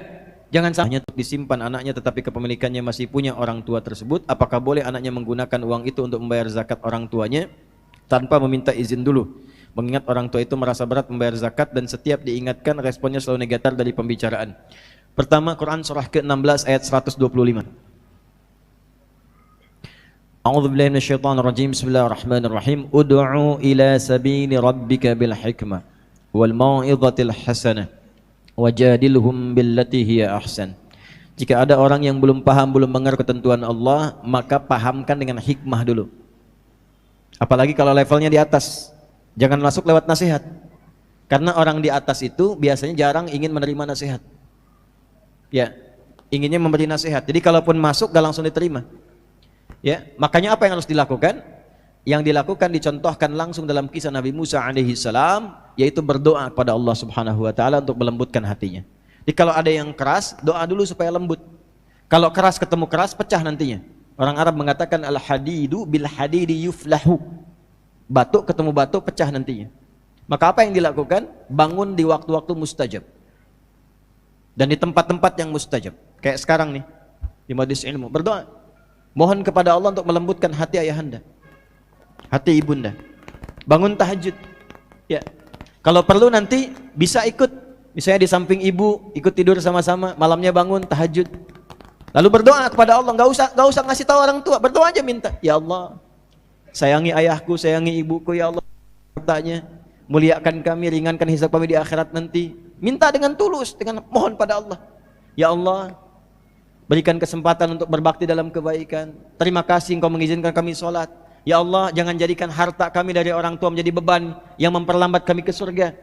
Jangan jadikan beban yang menghinakan kami di dunia. Ya Allah, ringankan kami untuk beribadah kepadamu lewat zakat. Minta sekali, enggak usah bilang orang tua. Sekali, 2 kali, 3 kali, insya Allah dalam waktu-waktu tertentu melembut hatinya walaupun Anda tidak menyampaikan kata-kata itu langsung kepadanya. Tidak. Ini pernah ada kasus, sering saya sampaikan, saya balik ya, kasusnya terbalik. Ini anak diminta sholat oleh ibunya nggak mau, capek. Ini kisah nyata, saya sering sampaikan berulang-ulang. Datang kepada kami konsultasi, ibunya sudah haru. Ya, nitikan air mata, anak saya nggak sholat Ustadz, saya takut dihisab di hari kiamat bagaimana. Udah ibu sampaikan berulang-ulang, bagaimana responnya? Cuek dia. Udah Bu, nggak usah disampaikan lagi. Ibu malam ini tidur di sampingnya, temani. Malam bangun, sholat. Ibu nggak usah minta anaknya bangun. Ibu sholat, minta kepada Allah. Mohon doa kebaikan, ya Allah. Engkau yang telah amanahkan dia kepadaku, aku yang mengandungnya, aku yang melahirkannya. Jangan jadikan ia, ya Allah, menyulitkan hisabnya di hari kiamat karena kelalaianku. Ampuni dosaku, ya Allah. Kalau belum mampu menjadikannya sebagai hamba yang taat, minta maaf, minta ampun sama Allah. Doa aja, Bu. Nanti lihat 3 hari kemudian, ibu silahkan lihat apa yang terjadi. Itu 3 hari kemudian, ibunya datang pagi-pagi jam 7. Wajahnya sudah gembira, tangannya megang nasi uduk. Dari jauh, Ustaz, katanya. Masya Allah, ibu senang sekali. Iya, katanya. Alhamdulillah anak saya sudah sholat. Oh, kok bisa, saya bilang. Rupanya di malam ketiga itu dia bangun, dia nangis, langsung dia peluk ibunya. Mama, maafkan saya, saya tidak bermaksud begitu, Mama. Kan? Saya pengen sholat, Tapi keluarlah kata-kata yang itu menjadi kunci. Saya kan nggak sholat karena mama, papa lu kan nggak sholat juga. Tuh, papa lu nggak sholat juga, bapaknya jadi contoh tuh. Masuk kan? Hebat-hebatnya antum di luar, pulang ke rumah itu anak tuh nunggu bapaknya. Bukan status antum di kantor. Antum direktur di kantor, pernah nggak pulang nyampe rumah dipanggil, Pak Direktur? Enggak kan? Ayah, papi, itu kan? Saya di sini Ustadz, di luar saya dipanggil Syekh. Ada yang manggil kiai. Tapi apakah saya pulang ke rumah dipanggil demikian? Ustadz? Enggak. Anak saya yang kecil-kecil usia 2 tahun nunggu malam-malam. Begitu saya datang, Buya. Mereka ingin bapaknya, ingin buyanya. Buya. Ayo, yuk, main kuda-kudaan yuk. Ingin ada yang nunjukkan gambar. Sampai sekarang saya masukkan ke tas saya. Nunggu kami pulang, kadang sehari 2 hari malam pulang, cuman buat nunjukin, bikin gambar, bapaknya jadi berangkat untuk mengajar. Dia tulis di bawahnya, I love you, Buya. Saya bawa terus tuh, saya bawa. Dan itu mahal, teman-teman. Mahal gitu ya. Jadi saya pikir yang pertama doakan dulu. Yang kedua, kalau sulit seperti itu, isi lingkungannya dengan informasi-informasi seputar zakat. Bacaan-bacaan zakat, dengarkan ceramah-ceramah seputar zakat. Undang ya ustadz untuk memberikan pencerahan misalnya. Ya Pak, udah lama kita kayaknya ya nggak pengajian misalnya di rumah. Atau ada ustadz bagus nih begini-begini dan sebagainya. Boleh nggak kalau kita ke rumah kita undang begini-begini? Ya, datang ke rumah. Jadi datang lewat orang lain, orang ketiga. Share. Ya, atau misalnya yang dikenali dari temannya, ceritakan tentang keutamaan zakat dan sebagainya. Jangan diceritakan bapaknya belum bayar zakat. Ya. Ceritakan yang umum tentang zakat, Pak. Keutamaan bagaimana begini, tolong dong share sama papa supaya semangat beliau. Ya. Itu masuk lewat situ dulu. Lewat situ. Ya, mudah-mudahan dengan skema seperti itu nanti datang mau'izatul hasanah, kalaupun diskusi sudah ada bahan. Dan insya Allah lebih termotivasi. Masuknya lewat hati. Kalau nggak sampai ke pikiran, masuk lewat hati. Apakah boleh yang dititipkan ke saya dikeluarkan? Tidak. Tidak. Karena kalau titipan bukan mutlak kepunyaan Anda. Ya, harus disampaikan terlebih dahulu. Disampaikan terlebih dahulu. Karena kepemilikannya masih bukan di Anda, kepemilikan di orang lain. Ya, di pemilik asalnya. Kecuali kalau itu sudah menjadi bagian dari Anda misalnya, yang atau diberikan wewenang, ini punya papa tapi bebas terserah kamu mau gunakan apa misalnya. Ya, maka Anda gunakan sebagai bagian dari zakat, itu sah untuk dilakukan. Jelas ya? Izinkan saya turut mendoakan semoga Allah Subhanahu wa taala melembutkan hati beliau dan memberikan hidayah serta taufik kepada beliau dan menjadikan beliau insyaallah termasuk dalam golongan yang diridhai oleh Allah Subhanahu wa taala. Baik, kita punya 5 menit lagi. Assalamualaikum warahmatullahi wabarakatuh Ustaz. Waalaikumsalam warahmatullahi wabarakatuh. Maaf Ustaz izin bertanya, saya langsung ke pertanyaannya. Saya sering melakukan hal yang tidak semestinya. Saya menyadari akan hal itu salah. Namun lagi-lagi saya melakukan kesalahan atau dosa tersebut dosa tersebut. Terlebih susah dalam mengendalikan syahwat dikarenakan pengalaman buruk yang pernah saya alami di waktu sebelumnya. Apakah saya masih diberikan kesempatan untuk memperbaiki semuanya Ustaz? Quran surah keempat An-Nisa di ayat yang ke-17. A'udzubillahi minasyaitonirrajim. Bismillahirrahmanirrahim. Innamat taubatu 'ala Allahi lilladzina ya'maluna as-su'a bijahalatin tsumma yatubuna min qarib. Orang-orang yang mau kembali kepada Allah dengan taubat itu, maka lakukanlah ketika ia sadar ia salah, segera taubat. Ya. Jadi taubat itu jangan ketika Anda kerjakan misalnya terjadi lagi Anda simpulkan enggak diterima. Jangan begitu. Maksudnya terus taubati sampai di titik Anda menyesali itu. Jangan berhenti. Ya. Makanya disebutnya dengan tawab. Allahnya menerima tawab, hambanya menghadap tawab. Jamaknya tawabin. Nah, orang yang terus begitu dicintai oleh Allah. Dalilnya mana? Quran surah kedua Al-Baqarah di ayat ke-222. 222. Kan? Innallaha yuhibbut tawwabina. Innallaha yuhibbut tawwabin. Allah sangat mencintai orang-orang yang terus bertaubat. Salah, taubatin lagi. Salah, taubatin lagi. Salah, taubatin lagi. Sampai kita merasakan titik jenuh dalam bermaksiat dan kembali kepada taubat. Nah, bagaimana mendorong supaya kuat pengaruh taubatnya? Satu, kata para ulama mengatakan, ketika Anda terdorong berbuat maksiat karena dorongan syahwat itu, bayangkan saat itu diwafatkan oleh Allah. Itu cara menghentikannya. Ya. Ada dorongan syahwat nih. Ya. Ketika akan terfikir untuk melakukan, bayangkan, rasakan bagaimana kalau diwafatkan saat itu. Nah, itu akan menghentikan seketika. Ya, seketika itu akan berhenti. Nah, setelah itu bagaimana? Cari suhbatus salihin, bergaul dengan orang soleh yang menghindari lingkungan tadi. Ya, kalau tayangan, hilangkan tayangannya, ganti dengan yang baik-baik. Bacaan, mulai hilangkan yang buruk, ganti dengan yang baik. Untuk menemukan itu, bergaul dengan orang soleh. Lihat, Anda pelajar di kampus, cari orang soleh. Ya, temani dia terus. Temani, supaya mendapatkan bagian dari kesolehannya. Setelah itu, latihan selanjutnya yang pertama, sholat. Karena sholat itu kuncinya. Inna sholata tanha anil fahsya'i wal. Nah, syahwat itu munculnya dari fahsya. Pornografi, porno aksi, LGBT, kata-kata jorok dan lain sebagainya, itu dari syahwatnya fahsya. Pencegah utamanya adalah salat. Maka dalam sujud mohonkan khusus kepada Allah supaya bisa dibimbing, diberikan kekuatan oleh Allah untuk mengendalikan syahwatnya. Satu, taubat jangan berhenti, optimis terus. Yang kedua, rasakan kalau akan terfikir berbuat maksiat akan diwafatkan. Yang ketiga, cari teman yang soleh. Yang keempat, sholat optimalkan. Yang kelima, latihan puasa. Gitu ya. Sebab puasa itu paling efektif untuk bisa mencegah maksiat. Ya, Anda kalau syahwat sedang muncul, sedang puasa, nggak akan dilakukan. Berat untuk melakukan itu. Minimal pertama takut batal puasanya. Takut batal, kesananya lagi, itu akan terbiasa. Ya, akan terbiasa. Ya, yang biasa buka juga kalau puasa kan memang setengah-setengah dulu. Ya, kan dulu pernah saya waktu di Kalimantan ada cerita dari Sumedang. Preman taubat, pensiun. Kemudian dia puasa. Ya, begitu dia lewat, lihat rumah makan tuh. Rumah makan kok buka? Wah, jiwanya muncul lagi, datang ke situ gebrak. Pak, apa nggak tahu ini waktunya puasa? Jangan begini dong, tutup katanya. Tutup. Jangan kelihatan orang, tutup. Begitu ditutup, udah selesai, es teh manis satu Pak. Rupanya dia cuma sanggup sampai siang. Tapi alhamdulillah kan sudah mulai kan. Besoknya tambah lagi. Makanya sebelum nanti masuk Ramadan, nanti kita belajar. Ya, di awal bulan ya, di Tanah Kusir. Kita akan belajar, salah satunya adalah latihan puasa sunnah. Itulah sebabnya nanti kenapa Sya'ban Nabi banyak puasa sunnah. Ya. 3 menit lagi. Assalamualaikum Ustaz, izin bertanya. Apakah Isra Mi'raj itu bertepatan dengan tanggal 27 Rajab, dan apakah hadis-hadis yang berkaitan dengan keistimewaan beribadah pada waktu itu hadis-hadisnya sahih?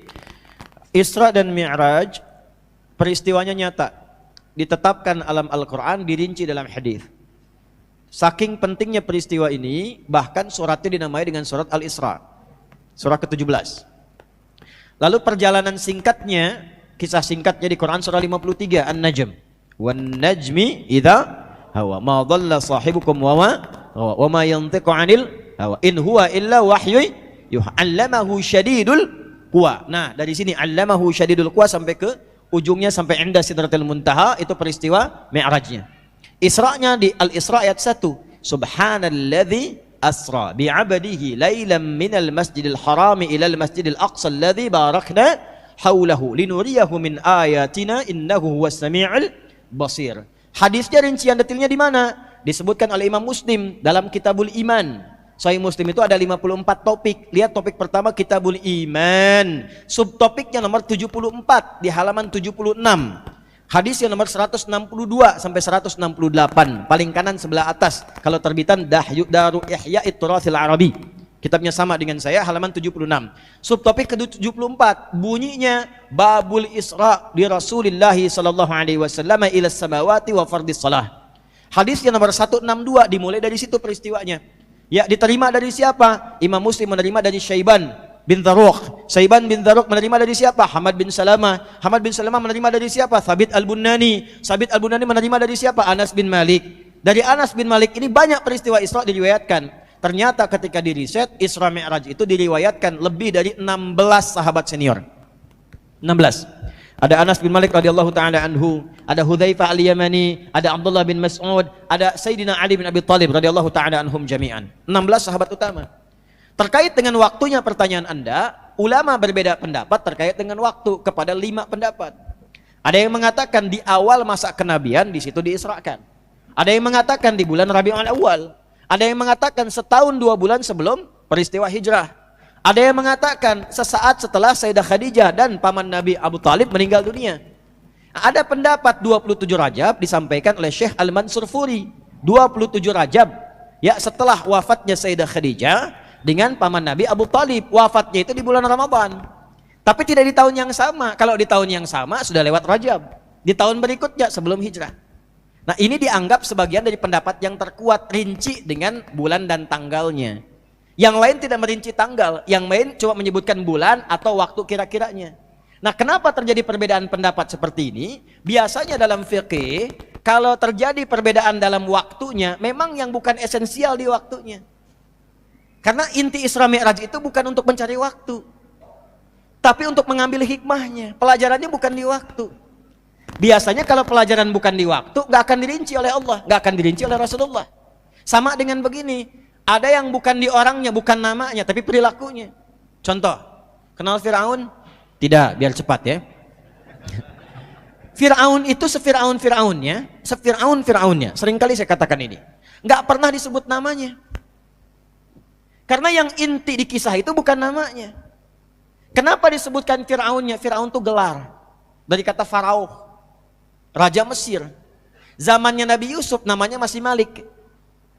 Zaman Nabi Yusuf masih Malik. Setelah dinastinya itu selesai, kemudian eranya Nabi Yusuf, masuk dinasti berikutnya di kerajaan Mesir pada saat itu berubah jadi gelarnya Farao. Bahasa Arabnya Fir'aun. Di Fir'aun itu gelar yang melekat pada pemimpin masa itu. Kalau kita misalnya presiden atau raja gitu kan.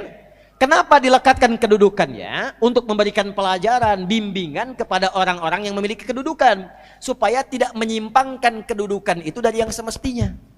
Kenapa? Karena kedudukan itu lekat dengan ujian. Setiap orang yang punya kedudukan ada potensi menyimpang dari itu semua. Ketika kedudukan itu disimpangkan, maka yang membahayakan bukan hanya untuk dirinya. Orang-orang sekitarannya akan mendapatkan bagian dari madaratnya. Karena itulah datang Nabi Musa bukan untuk menurunkan Fir'aun dari kekuasaan, bukan. Tapi membimbing kekuasaan itu agar mengeluarkan kebijakan yang bermaslahat. Dari sinilah muncul kitab bab tata negara, disebut dengan Kitabul Imarah. Nomor 33 topiknya dalam Sahih Muslim, dari 54 nomor 33 Kitabul Imarah. Jadi kalau antum ngaji Kitabul Imarah itu ada bimbingan dalam bidang kedudukan. Misalnya ya, larangan penyelenggara negara menerima gratifikasi. Ada. Saya bahas tuh kemarin di KPK. Ya, ada larangan gratifikasi, ada.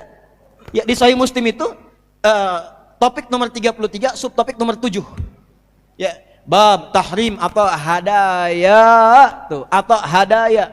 Bayangkan lil ummal, larangan memberikan gratifikasi pada penyelenggara negara. Hadisnya jelas, diutus seseorang oleh Nabi sallallahu alaihi wasallam, seorang abdi negara. Ya, begitu diutus, apa yang terjadi? Dia pulang nih. Kata dia, "Ini untuk Anda, yang ini dihadiahkan kepada saya." Apa komen Nabi? Kata Nabi, "Sebaiknya begini deh, kalau kamu hitung hadiah, kamu pulang ke rumah, di rumah ibumu atau bapakmu, lepaskan kedudukan ini. Kira-kira lihat, kalau kamu pensiun, nggak kerja di sini, nggak dikasih jabatan, masih dapat hadiah nggak?" Itu. Nabi jaga betul, jangan sampai pemberian gratifikasi ini merubah cara pandang engkau dalam bekerja. Ya, yang seharusnya pajak segini, udah kurangi aja deh karena dikasih gratifikasi. Yang seharusnya tugasnya begini, dikurangi nilainya karena diberikan gratifikasi. Itu ada babnya sendiri. Nah, itulah dalam Islam seperti itu, komplit semuanya. Di antara satu dengan bagian yang lainnya terukur. Nah, Isra Mi'raj itu yang dilihat bukan waktunya. Karena yang esensialnya bukan itu. Apa hikmah dari situ? Dibagi 3. Ada pra Isra Mi'raj, ada saat Isra Mi'raj, ada pasca Isra Mi'raj. Bagaimana kita membahas itu semua? Nanti akan tayang di YouTube Adi Hidayat Official insyaallah dalam waktu dekat. Ya, dibahas dari sebelum ada apa, kemudian di pertengahannya ada apa, hadiahnya apa, kenapa sholat, kenapa harus bolak-balik Nabi Muhammad naik atas sarannya Nabi Musa alaihissalam. Itu ada hadisnya, nomor hadis 162. Di Sahih Muslim paling kanan di pertengahan. Ada bolak-balik itu bukan. Kan kalau kita kadang-kadang kalau nggak tahu ilmu begini kan nggak ada kerjaan ngapain bolak-balik. Ya. Nah itu babnya nggak pakai iman bacanya. Makanya Imam Muslim menempatkannya di Kitabul Iman. Ya. Itu gambaran semacam itu ada maknanya. Kenapa harus ke Nabi Musa dulu? Kenapa bukan Nabi Ibrahim? Kan tingkat ketujuh Nabi Ibrahim. Kenapa harus ke Nabi Musa? Itu nanti ada nyambung ke genealogi umatnya Nabi Musa terkait dengan Yahudi. Ada. Jadi kalau kita ngajinya khatam, semua aspek itu ada. Berbahagialah sebagai semua muslim. Sebagai seorang muslim bahagia. Karena semua tuntunannya jelas. Aspek ketuhanan jelas. Enggak banyak pertanyaan. Siapa Tuhanmu? Allah, selesai. Selesai. Jadi kita tuh enggak pusing. Ya. Enggak, kalau saya bahas ke yang lain ntar tersangka saya gitu kan. Sekarang kan eranya beda gitu ya. Padahal kita kan berargumentasi ya. Nanti kalau bab tauhid atau misalnya diskusi ya nggak apa-apa kita bahas ya. Jadi kalau kita bandingkan dulu biasa-biasa aja kalau kita bahas bab tentang akidah, bandingkan kenapa dalam Islam misalnya lam yalid walam yulad, Tuhannya tidak beranak tidak beranakan. Kenapa dalam Islam Allah tidak dilahirkan? Supaya nggak banyak pertanyaan salah satunya. Ya kalau lahir dari ibu ntar ditanya siapa bapaknya. Ya jadi rumit. Karena itu kaidah pertama ketuhanan laisa kamitslihi syai', nggak boleh sama dengan makhluk. Sebab kalau ada sama dengan sifat makhluk maka ada potensi dari makhluk menjadi Tuhan. Sederhana. Ibadah lengkap. Dari mulai takbir sampai salam, semua jenis ibadah aturannya lengkap di Islam. Dan itu bukan rekayasa. Itu petunjuk langsung, makanya semua sama. Di Arab, ya di Arab tuh. Di tanah suci dengan di tanah kusir, sholatnya sama. Awal sampai akhir. Puasa Ramadan menjalaninya tarawihnya sama. Semua sama, bacaannya sama. Nggak ada sholat di Padang pakai bahasa Padang, Jakarta pakai bahasa Jakarta. Allahu Akbar, itu di Arab Pak. Kalau di sini Tuhan gua gede, enggak begitu juga. Allahu Akbar juga, sama, ya kan? Ini gambarannya ya. Jadi ada esensi yang terletak dalam setiap ibadah itu yang ditemukan. Jadi kalau yang bukan esensial jangan diperdebatkan. Itu Isra Mi'raj itu bid'ah karena waktunya aja nggak jelas. Anda yang nggak jelas pemahamannya.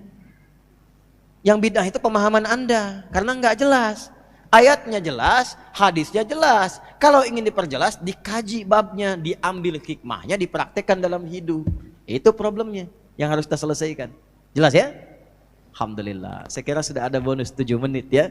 Yang belum terjawab saya akan bawa. Mudah-mudahan dalam setiap kelapangan entah di perjalanan atau dalam waktu-waktu yang senggang. Insya Allah staf saya akan menghimpun. Kemudian kita jawab, mungkin bisa dilihat di tayangan video-video yang bisa kita tampilkan.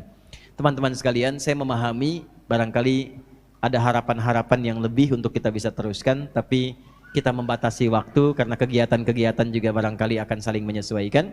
Kita akan akhiri dengan doa pada Allah Subhanahu wa taala. Mudah-mudahan dengan doa ini Allah melembutkan hati kita untuk mampu mengamalkan apa yang Rasulullah SAW tunjukkan kepada kita. Allahumma taqabbal minna innaka antas sami'ul alim wa tub alaina innaka antat tawwabur rahim. Allahumma rabbana atina fid dunya hasanah wa fil akhirati hasanah wa qina adzabannar. Allahumma ij'al jam'ana hadza jam'an marhuma wa tafarraqana min ba'dihi tafarraqan ma'suma.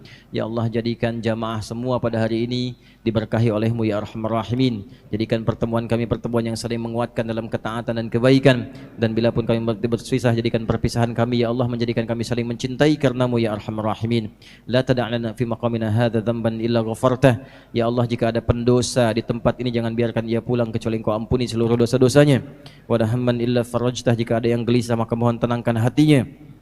Wala asiran illa yassartah, jika ada yang merasakan kesulitan mohon mudahkan dan angkat seluruh kesulitannya. Rabbana atina fid dunya hasanah wa fil akhirati hasanah wa qina adzabannar.